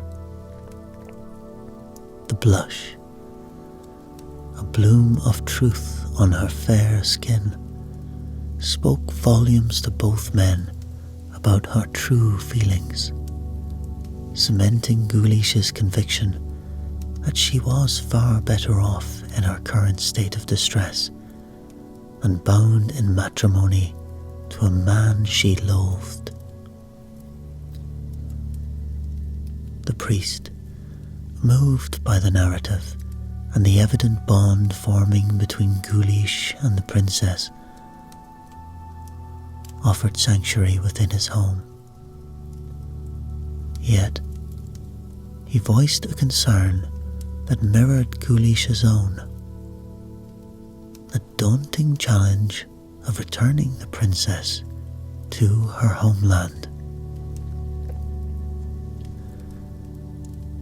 With no solution clear at hand, they settled on a temporary measure, devising a story to explain the princess's sudden appearance and her lack of speech. They would introduce her as the priest's niece, visiting from afar, who was, unfortunately, a mute, unable to speak.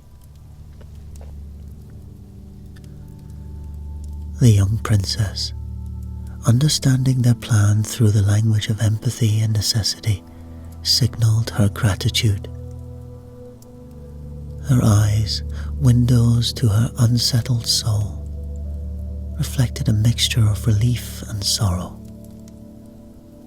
a silent acknowledgement of the kindness being offered. Guleesh returned to his own life, weaving a tale of innocent misadventure to explain his overnight absence. Meanwhile, whispers of curiosity and suspicion began to weave through the community, a tendril stretching towards the priest's doorstep, where the mysterious young woman had taken refuge. Guleesh's frequent visits to the priest's home did not go unnoticed, however, fueling rumours and speculation among the community, who were puzzled by the sudden bond between the farmer's son and the man of cloth.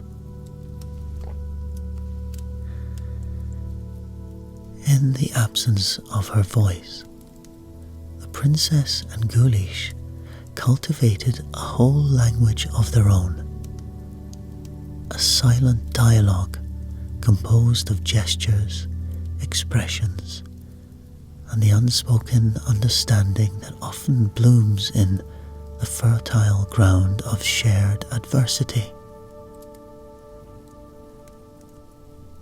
Their communication, smiles, frowns, and a myriad of subtleties of body language grew richer with each passing day. And as time unfurled, Guleesh's heart became ever more entwined with that of the princess.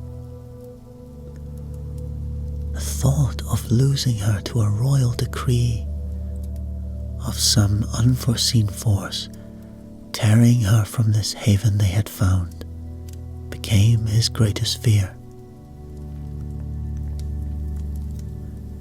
Thus, he urged the priest to seize any attempts to contact the king, and to leave their fate in the hands of the divine, hoping against hope for a miracle that would restore the princess's voice and secure their shared future.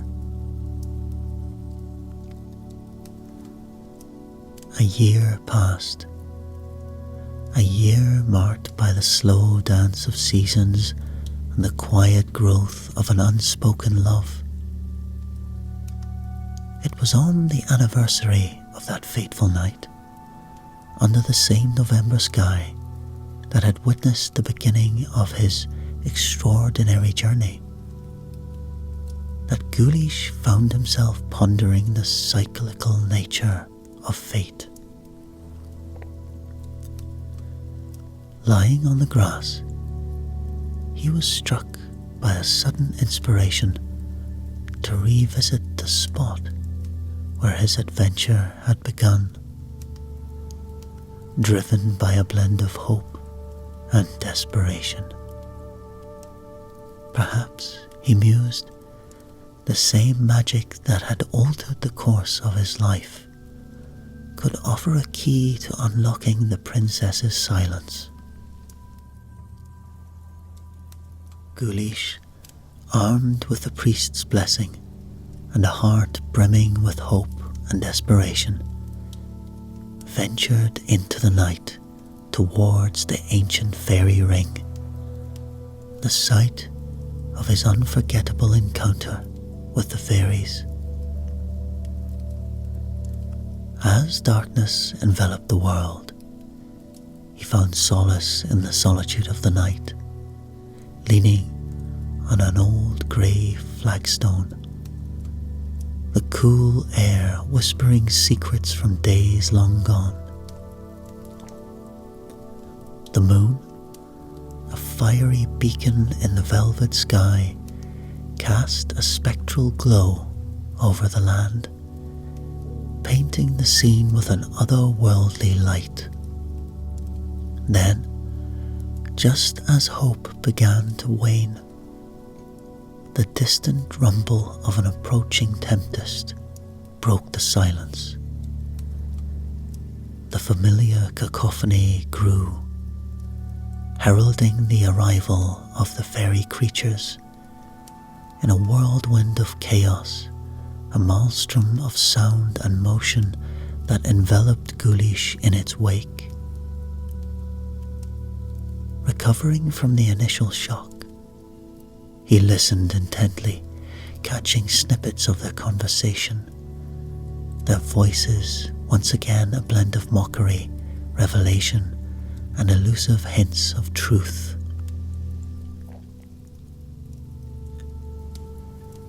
The fairy folk, recognizing once again Guleesh among them, taunted him with reminders of his past deed and the silent princess whose life he had so dramatically altered.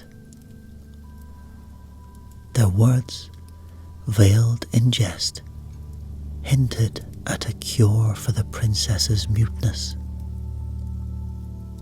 a simple herb, growing unnoticed by Guleesh on his own doorstep. The revelation, casually dropped by one of the creatures, sparked a glimmer of hope in Guleesh's heart. A possibility that the key to restoring the princess's voice lay within arm's reach.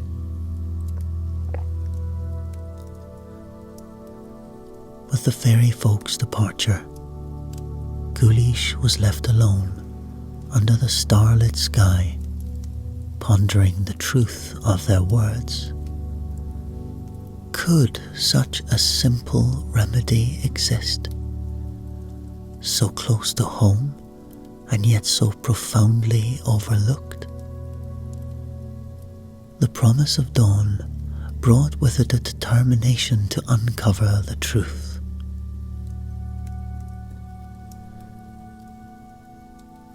As the sun's first rays pierced the horizon, Guleesh embarked on his search, scrutinizing the ground around his home with newfound purpose. His efforts were soon rewarded by the discovery of an unusual herb, its appearance as peculiar as the circumstances that led to its finding. With careful hands, he harvested the plant. Its 7-branched stalk and milky sap igniting a flicker of hope within him. And back in the safety of his home, Guleesh prepared the herb with a mix of caution and curiosity, boiling its leaves to extract the essence. Despite the initial fear of poison, a trick by the fairy folk to lead him astray, Guleesh's courage prevailed. The sweet taste of the sap convinced him of its benign nature, prompting him to consume the concoction in the hope of finding the cure that eluded them for so long. In this moment, Guleesh stood at the crossroads of folklore and reality, his actions driven by the slim chance of a fairy tale ending. The possibility of healing the princess, of breaking the silence that had become their shared burden, offered a glimmer of hope in the shadow of uncertainty.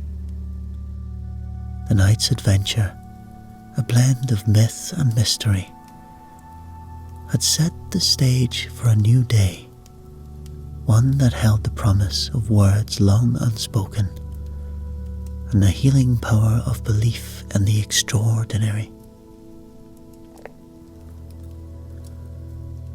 After consuming the mysterious herb's juice, Guleesh succumbed to a deep sleep,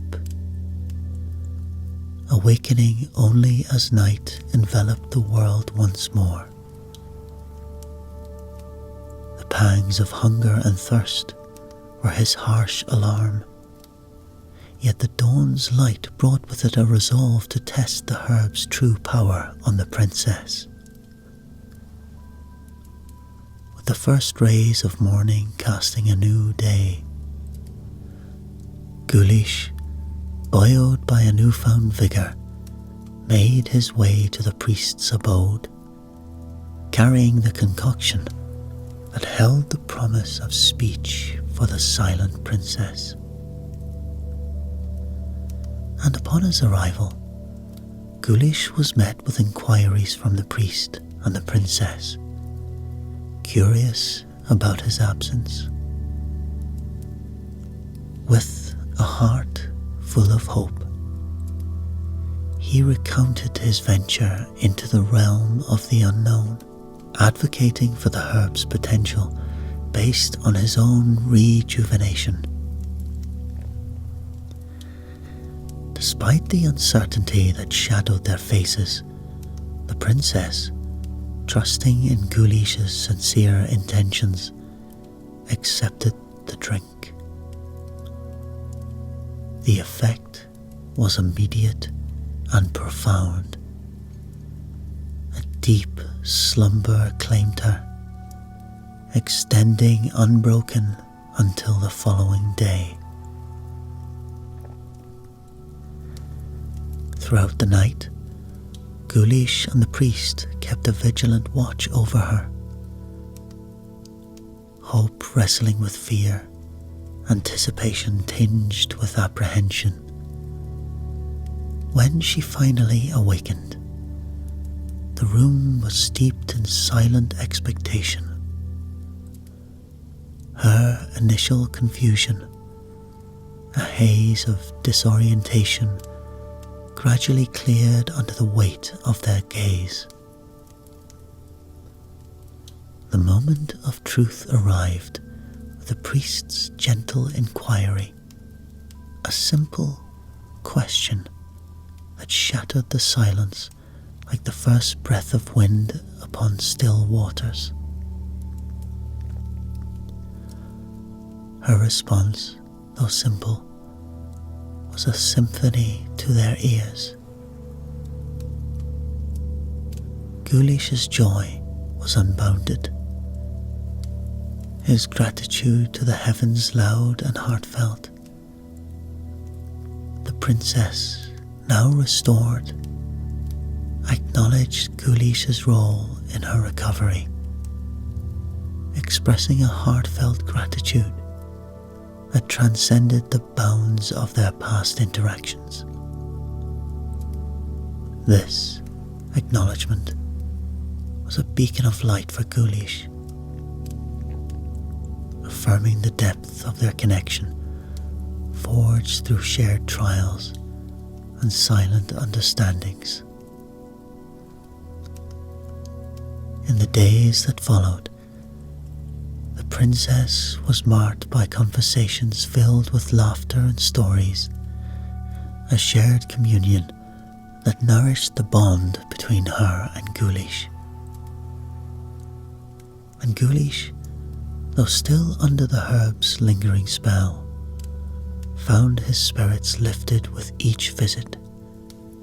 His sleep-filled interludes a small price for the joy of her recovery.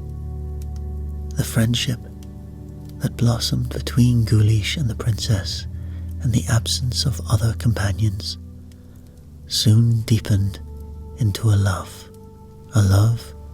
that was the natural culmination of their extraordinary journey. Their marriage was a celebration of resilience, of love's triumph over the most insurmountable of obstacles. And so, their lives unfolded like a melody, harmonious and uninterrupted by hardship or heartache. The story passed down through whispers and songs, a reminder of the magic that dwells within the heart, of belief. Thus ends the tale of Guleesh and the princess, their happiness a melody that lingers long after the story is told. A melody that whispers of possibility, of hope, and of the enduring power of love. And if such joy and contentment were theirs, may it find its way to all of us, echoing the blessings wished upon them in their life together.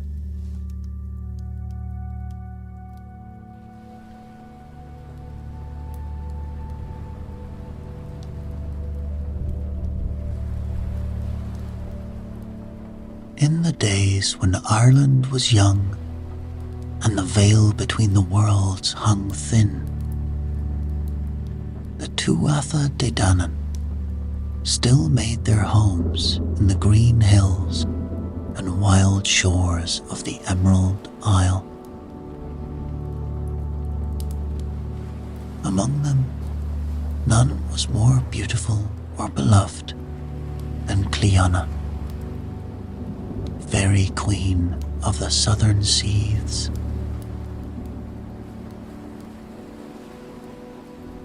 Her domain lay beneath the waves of Glandore Harbour in County Cork, where she kept a palace fashioned from pearl and coral,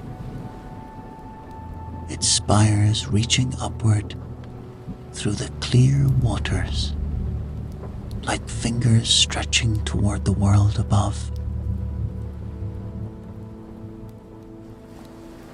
The walls of her underwater court shimmered with ancient magic that flowed through the veins of all the fairy folk. Cliona herself was a vision of unearthly beauty. Her hair was long and flowing, held the colours of the sea in all its moods, deep greens and blues, silver white when joyful, and dark as storm clouds when her temper rose. Her eyes changed like tide pools, sometimes green as sunlit shallows, other times blue as deepest ocean trenches. When she laughed, the sound rippled through water like sunlight.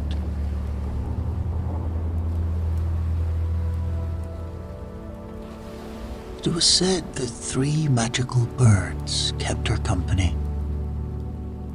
One crimson sunset, one white as sea foam, and one blue as summer sky. These were fairy beings themselves, able to take wing above or below the waves. It was said their songs could heal the sick, bring peaceful dreams, and soothe storms into gentle swells.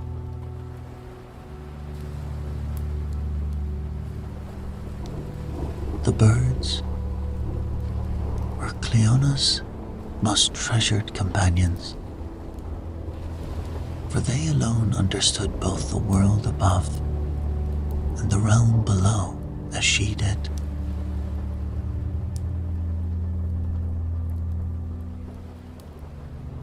From her watery kingdom, Cliona watched over fishing boats that ventured into her harbour.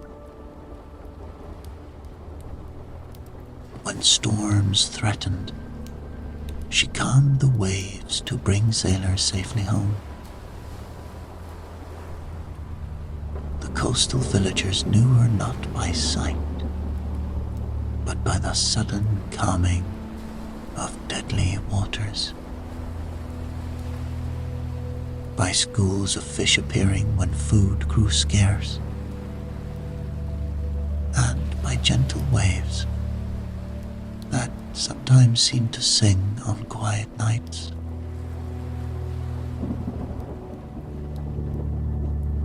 They left offerings of mead and bread, and small corlices set adrift at sunset, whispering prayers when they returned safely with full nets.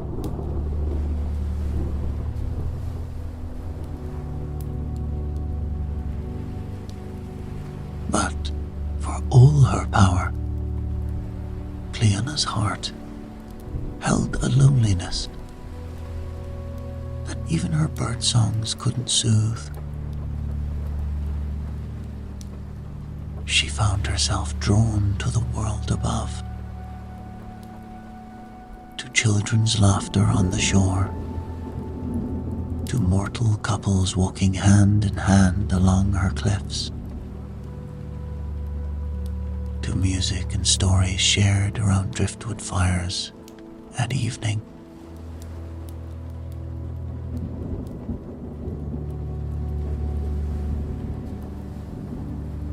What good is immortality? She would ask the moon as it reflected on her waters. What good is immortality if spent always apart? Her fairy courtiers couldn't understand her fascination with the mortal world. They reminded her how it was mortals that had driven the Tuatha De Danann from green hills into hollow mounds and beneath the waves. How mortals lived fleeting lives, burning bright as candles before guttering out.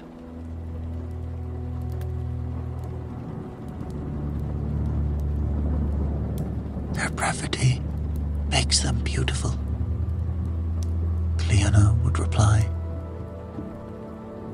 They love fiercely because they have not forever. They create passionately because they cannot begin again across centuries. There's magic in mortality that we've forgotten.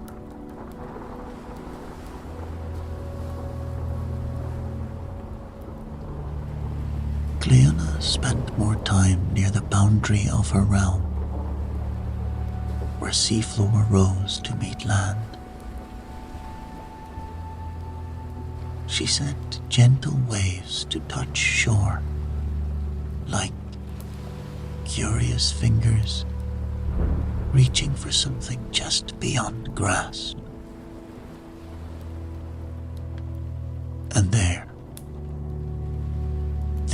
in that space between land and sea, she first heard music that would change her fate forever.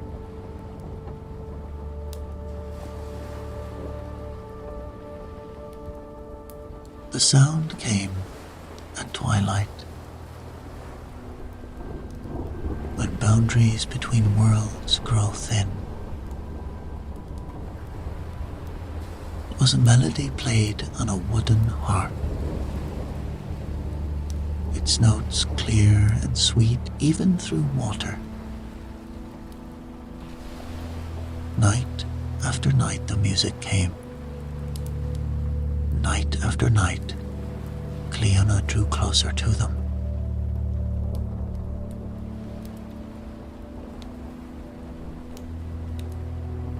The harper was a young fisherman named Kiavon of the curling locks.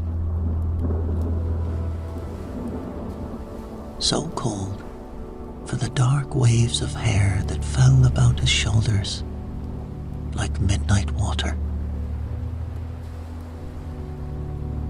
His fingers were strong from pulling nets and gentle from calming frightened children during storms.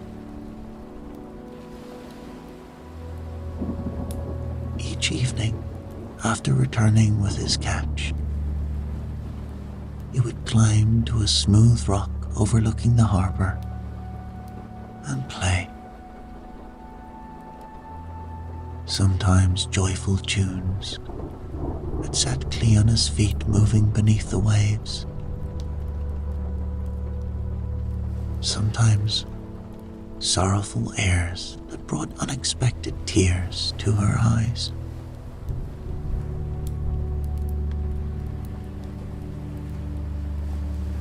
Why does he play alone each night?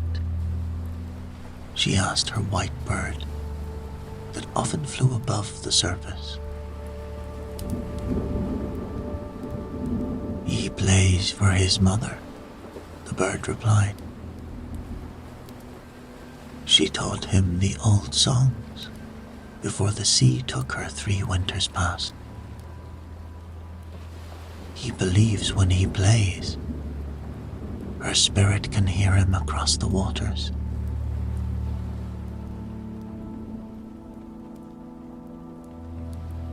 This devotion touched Cliona deeply. Though she had calmed many storms, she couldn't control all the sea's moods. How often had she arrived too late, finding only floating wood where boats had been? She wondered if Kiavan's mother had passed through her realm on her journey beyond fairy reach.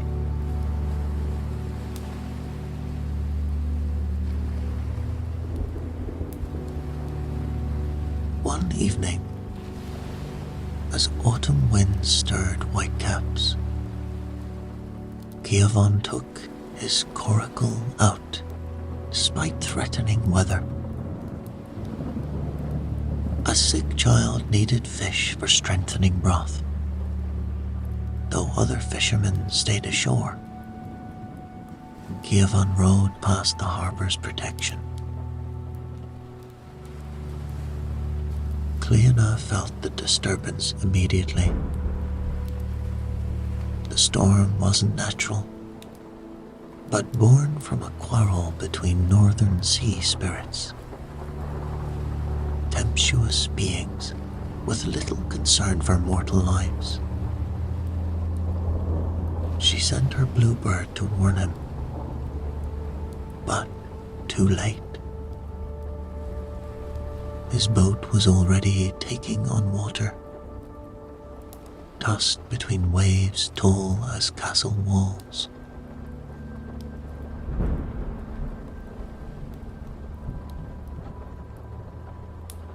When it splintered against a reef, Cliona rose from the depths, the hunting seal's speed. She reached Kiavan as consciousness left him,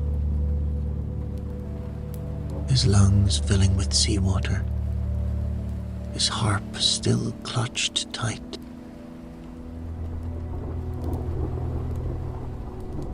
With desperate strength, she gathered him and dove beneath the storm to her calm realm below.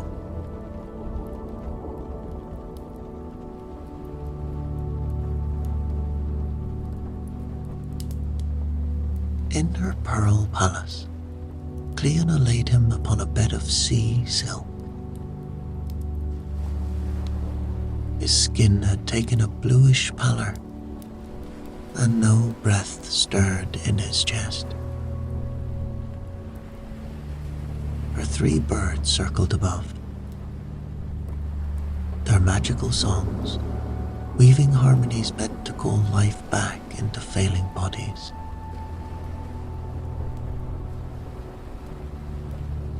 Breathe, Cliona demanded, hands upon his chest. Return yourself. Return to yourself, Harper.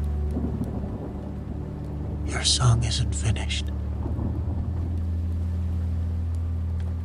As her magic flowed into him, seawater left his lungs, replaced by air kept in shining bubbles throughout her palace. Color returned to his face, and his chest rose with a desperate gasp. His eyes, when they opened, were deep brown, like rich earth, so unlike the sea-colored eyes of her folk that Cliona stared in wonder.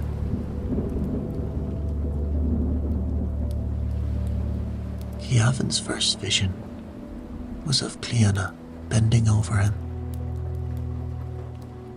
her hair flowing around them like sea-green silk, her eyes shimmering with relief and something more tender.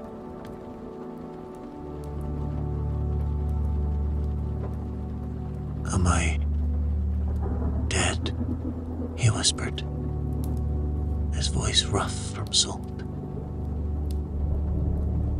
Have you come to take me to my mother across the western sea? No, Harper, Cliona replied. You live, though far from your shore. I am Cliona, and you rest in my realm beneath the waves.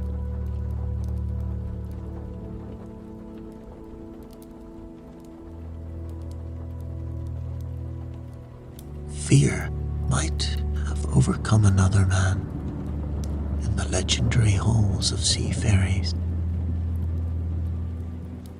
But Kievan grew up on stories of the fairy folk. His grandmother claimed the blood of the old ones ran in their family, explaining his gift for music that charmed beasts and weather.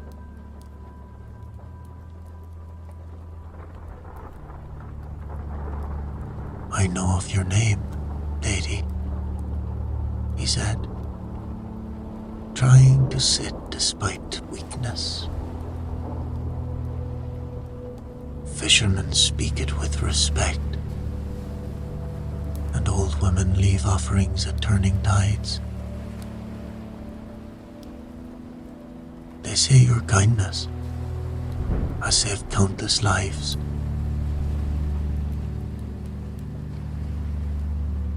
Not all lives, Cliona responded softly. Not your mother's.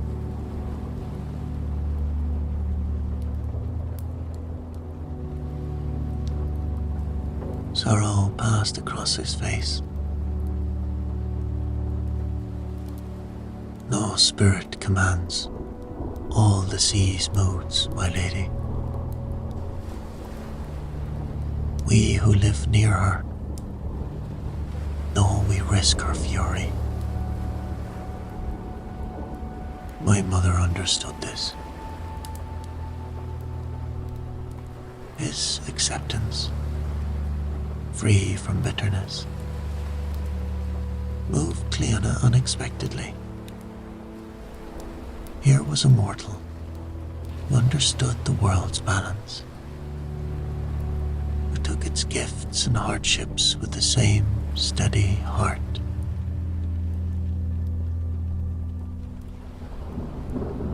Your harp survived, she told him, gesturing to where it lay, somehow unbroken despite the boat's destruction.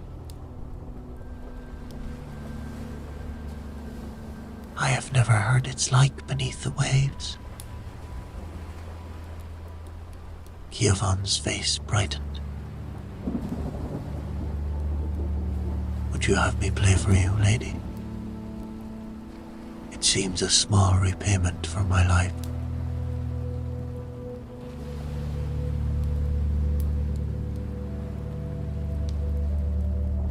And so began the strangest healing in the history of Cliona's realm.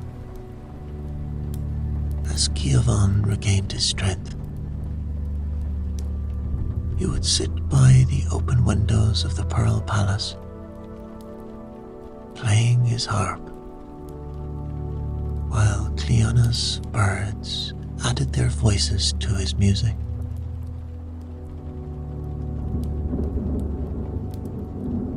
The melodies they created together were neither fully of the land nor wholly of the sea,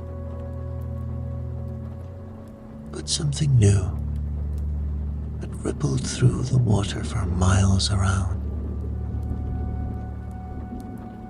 drawing curious sea creatures and even shy selkies to listen in wondering silence.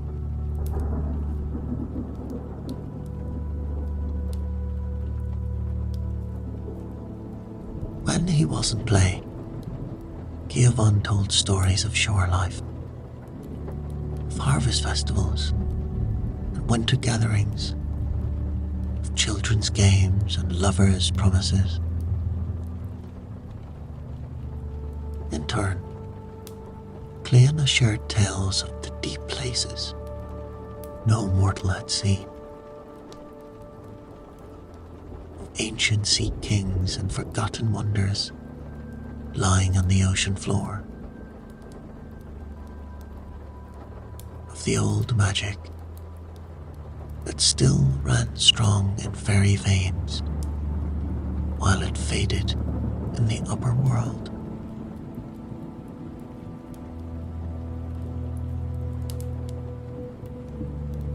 Their conversations flowed as naturally as the tides, marked by laughter that rang through the coral passages and moments of silence filled with growing understanding. Without quite realizing when it happened, they began to seek each other's company even when no stories or songs were shared, content simply to be in the presence of the other.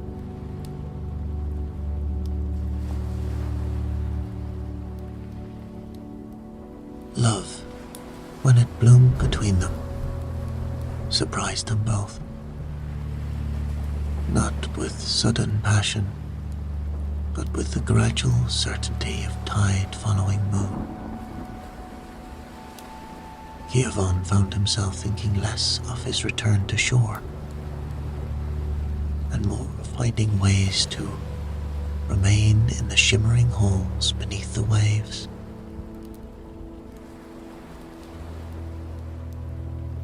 Cliona discovered depths to her heart she had never fully explored in centuries of life, regions as uncharted as the deepest ocean trenches.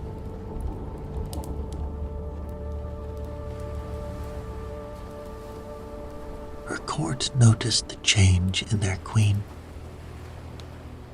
Some welcomed the joy that lit her face whenever the mortal harper entered the room. Others whispered concerns behind webbed fingers, recalling old tales of fairy mortal loves that ended in sorrow for both worlds. He cannot survive here forever, her most trusted advisor warned one evening. The magic that allows him to breathe beneath the waves will fade with time. And even if it did not, mortals age, and whether while we remain unchanged, would you watch him grow old and die, while you remain as you are now?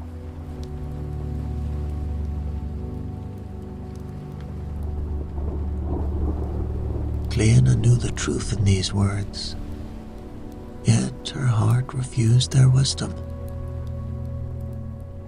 After much contemplation, she came to Giovanni as he sat playing by their window. Moonlight filtering through the water to silver his hair.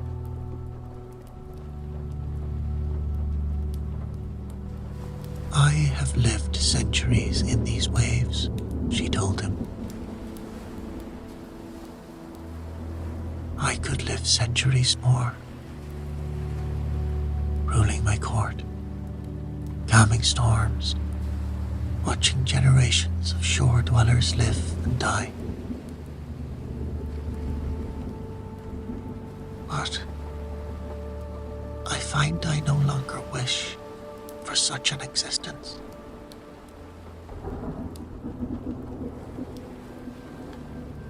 Giovanni's fingers stilled on the harp strings. What are you saying, my lady? I would give up my immortality, she said simply. I would join you in the world above, to live a mortal span filled with mortal joy and sorrow. If you would have me.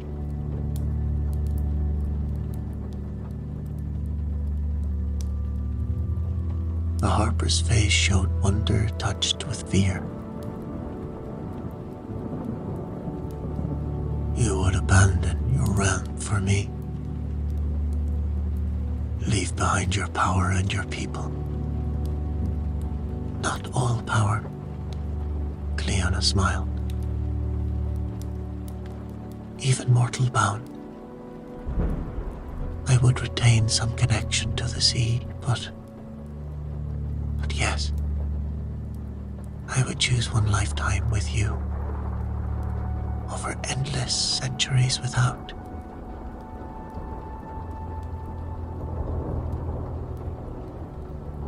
And it was said that that night they made their plans as the three magical birds circled above them, singing songs of both celebration and mourning. On Midsummer Eve, when fairy magic runs strongest, they would meet at a hidden cove where a small stream joined the sea. There, with the proper incantations and offerings, Cliona stepped fully into the mortal world, leaving her watery kingdom to the next chosen ruler of the southern seas.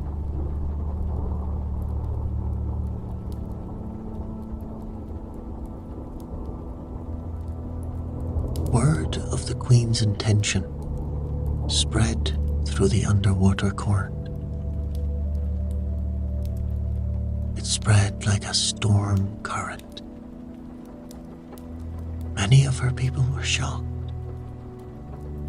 Some openly opposed her decision.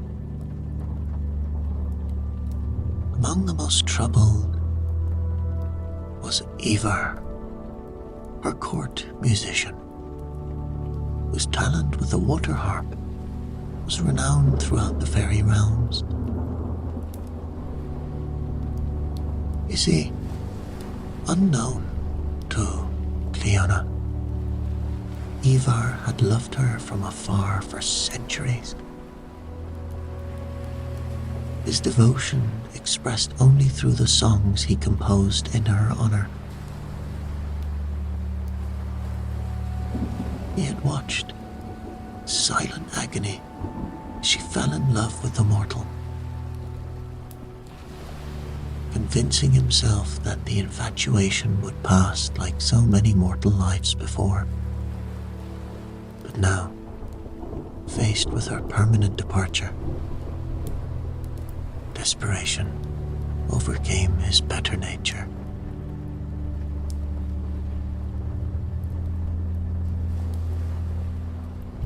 On the appointed evening, Cliona prepared for her transformation. She distributed her magical treasures among her court, keeping only a small shell pendant that would allow her to call the three birds to her side in times of need.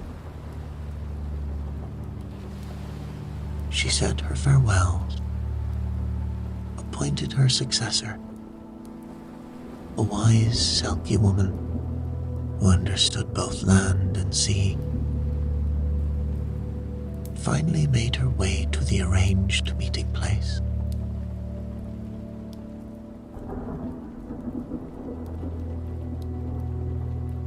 The hidden cove was one of those perfect boundaries between worlds.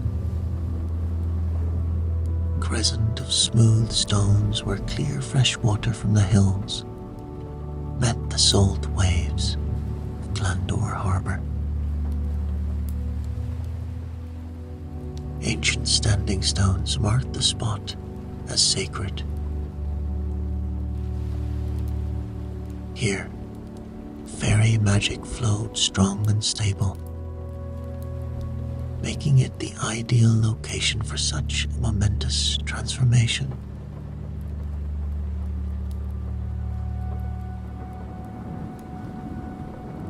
Cliona emerged from the sea as the sun began its descent. Her form already more solid than it had ever been.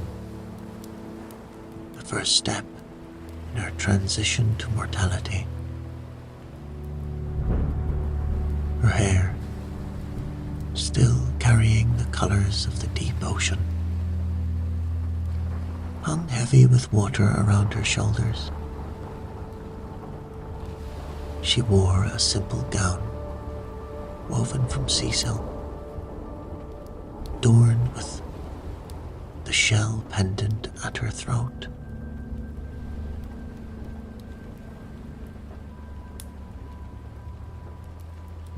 On the shore waited flowers and fruits, traditional offerings for such ceremonies, which she had asked Kievan to bring. A small fire would need to be lit as the sun touched the horizon. Together, they would speak the ancient words that would bind her to mortal form. As the first star appeared in the twilight sky,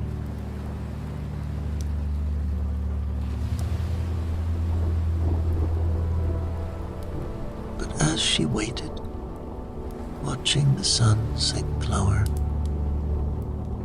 Ivar made his move. Concealed among the standing stones, he began to play a melody, unlike any heard before in either mortal or fairy realms.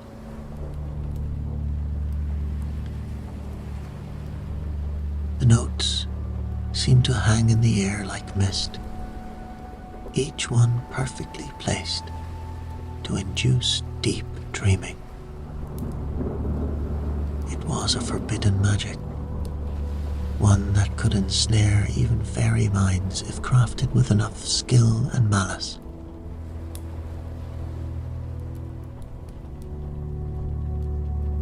Cliona felt the music wrap around her thoughts, like gentle seaweed, tugging her toward unconsciousness.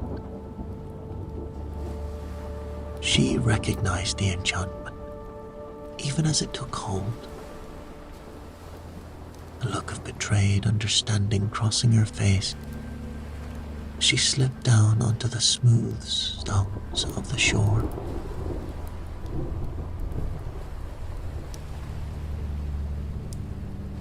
Ivar, she whispered, her voice already distant with 4 streams. Why? A musician stepped from his hiding place, water harp still in his hands, his face a mask of conflicted emotion. I will save you from yourself, my queen, he replied, though she could no longer hear him. The mortal will forget in time. Our kind always remembers.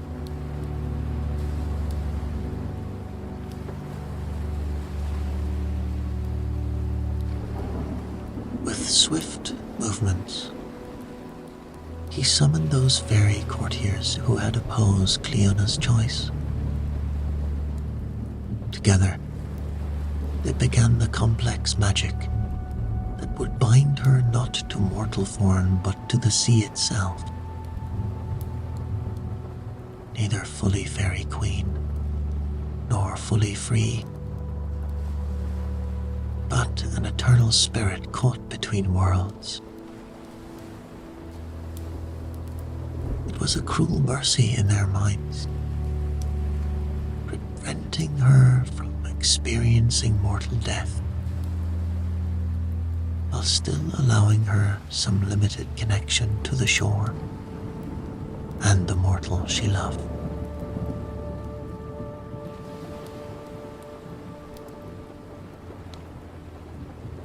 As their incantation reached its peak, the rising tide flowed around Cliona's sleeping form. The water behaved strangely, not simply covering her, seeming to merge with her, her body becoming increasingly translucent, as if dissolving into the sea itself.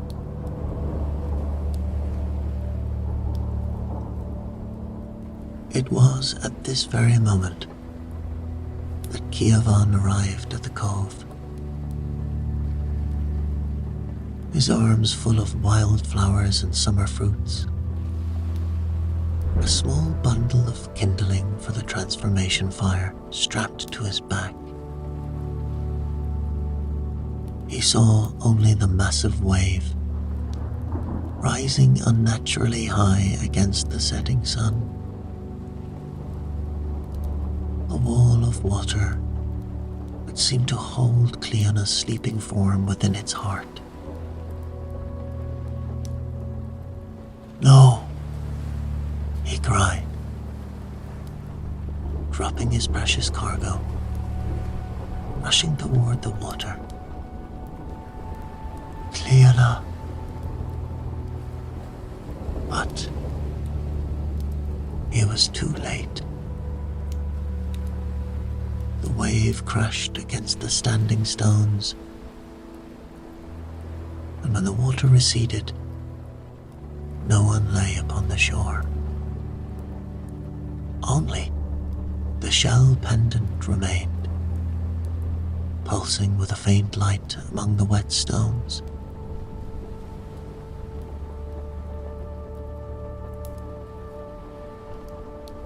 Kievan fell to his knees,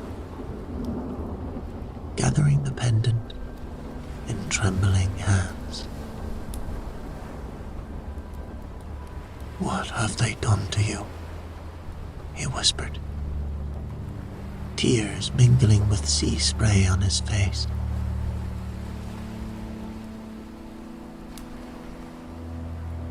That night, a new sound joined the familiar music of the waves at Glandor Harbour.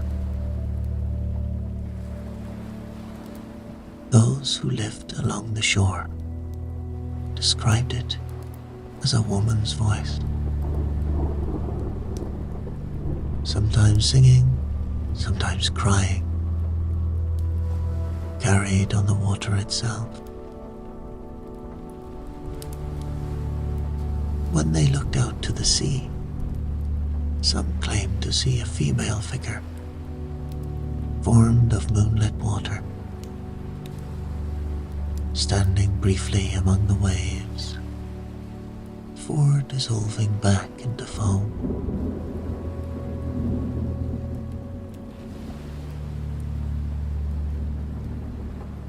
In the days that followed, Kievan returned to the hidden cove each evening after sunset. There, said he would play his harp until the stars appeared, pouring all his grief and all his love into melodies that carried across the water. Sometimes, as darkness fell, you would feel the sea rise to meet him, gentle waves reaching further up the shore.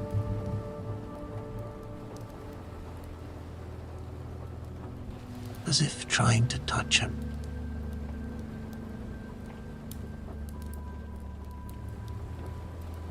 The three magical birds, who were no longer bound to the underwater court, came to him on the third night. The white one settled on his shoulder and sang into his ear. was a song of explanation, telling him what had happened to their beloved queen.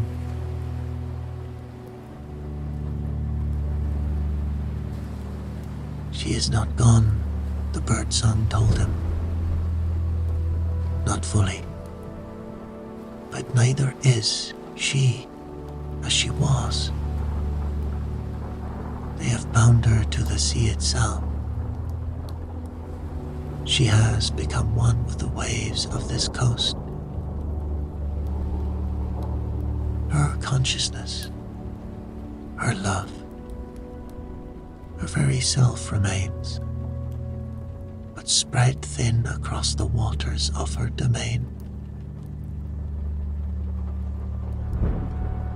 When the conditions are right, at certain phases of the moon, sunrise or sunset,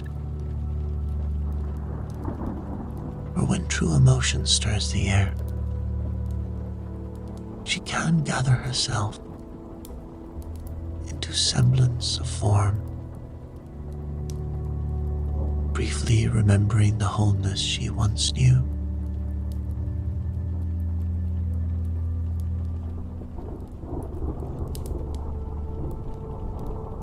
Kiavon's sorrow was tempered by this knowledge. Though they could never be together as they had planned, neither were they separated. And so began a relationship unlike any known in Ireland before or since. A love story written in tides and music, and waves that reached for shore and melodies that travelled across water.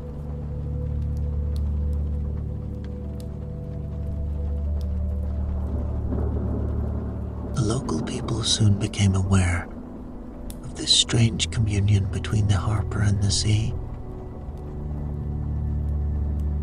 They watched as he played night after night, observing how the waters behaved differently around him. Calm even in storms, sometimes forming impossible shapes in the air before breaking back into ordinary waves. They began to leave their own offerings at the shore for the spirit they now called Cliona of the Waves.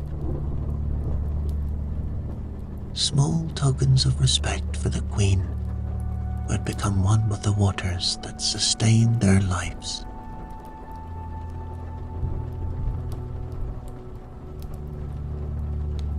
Fishermen reported strange but welcome occurrences. Schools of fish appearing during lean times, sudden coming of deadly storms, the faint sound of warning music when dangerous currents threatened.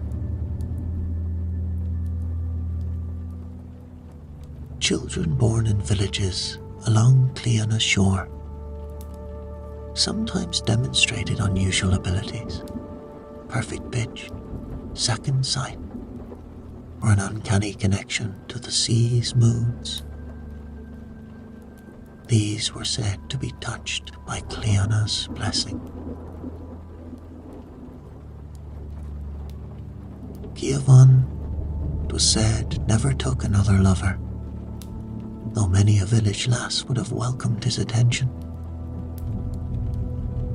His heart, though, remained with the Lady of the Waves.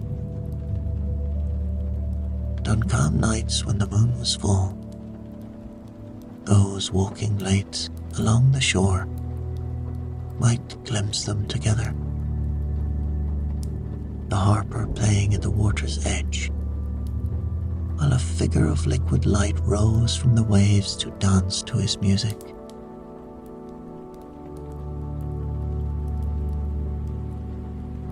As the years passed and age began to silver Kiavon's dark curls, the three magical birds remained his constant companions. The crimson one sang to keep illness from his door. The blue one brought him fish when winter made the sea too dangerous.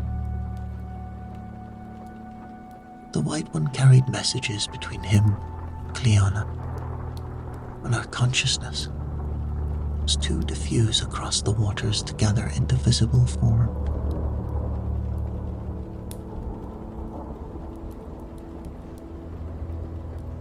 When at last old age claimed him, as it claims all mortals,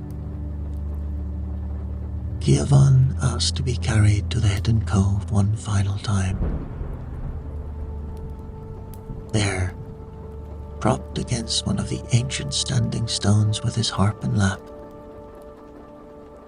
he played a farewell melody as the sun sank toward the horizon. Witnesses from the village said the sea behaved strangely that evening, rising much higher than the tide should allow, yet never quite breaking, as if held back by immense will. As the final notes faded and Giovann's hands stilled on the strings, a wave unlike any other rose from the deep.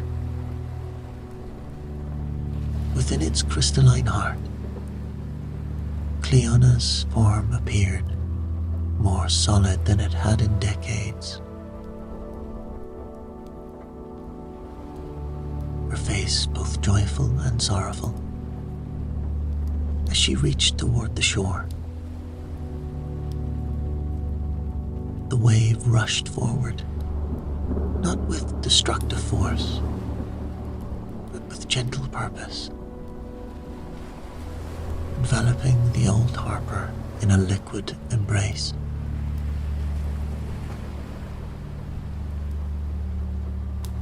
When the waters receded, Giovann's body remained, peaceful in final rest. Those present swore that something more than life had left him. Some essential spirit had been gathered into the retreating wave.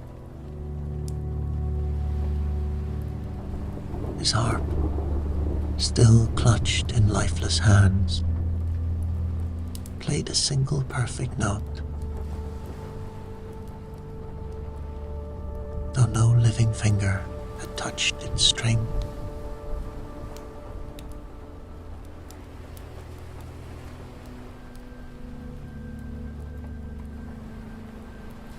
And to this day the fishermen of Glandor speak of two presences guarding their harbour. The Lady of the Waves, who calms the waters in dangerous storms, and the harper whose music sometimes plays when fog shrouds the coast, guiding lonely boats safely to the shore. On certain nights when the moon is full and the tide is at its highest, those with fairy blood in their veins might glimpse two figures dancing upon the waters. A woman formed of moonlit sea foam, and a man formed of mist and music. Their love transcending the boundaries between immortal and mortal, between sea and shore, between life and what lies beyond. It is said that the three magical birds still appear occasionally to those in greatest need along the coast. Crimson one bringing healing, the blue one calming storms, the white one bringing dreams of comfort. And if one day you stand at the hidden cove, precisely the right moment, of course, between the last light of day and the first star of evening, you might hear the mingled music of harp strings and ocean waves, weaving together in a melody that speaks of love stronger than magic, deeper than sea, and more enduring than either immortal life or fairy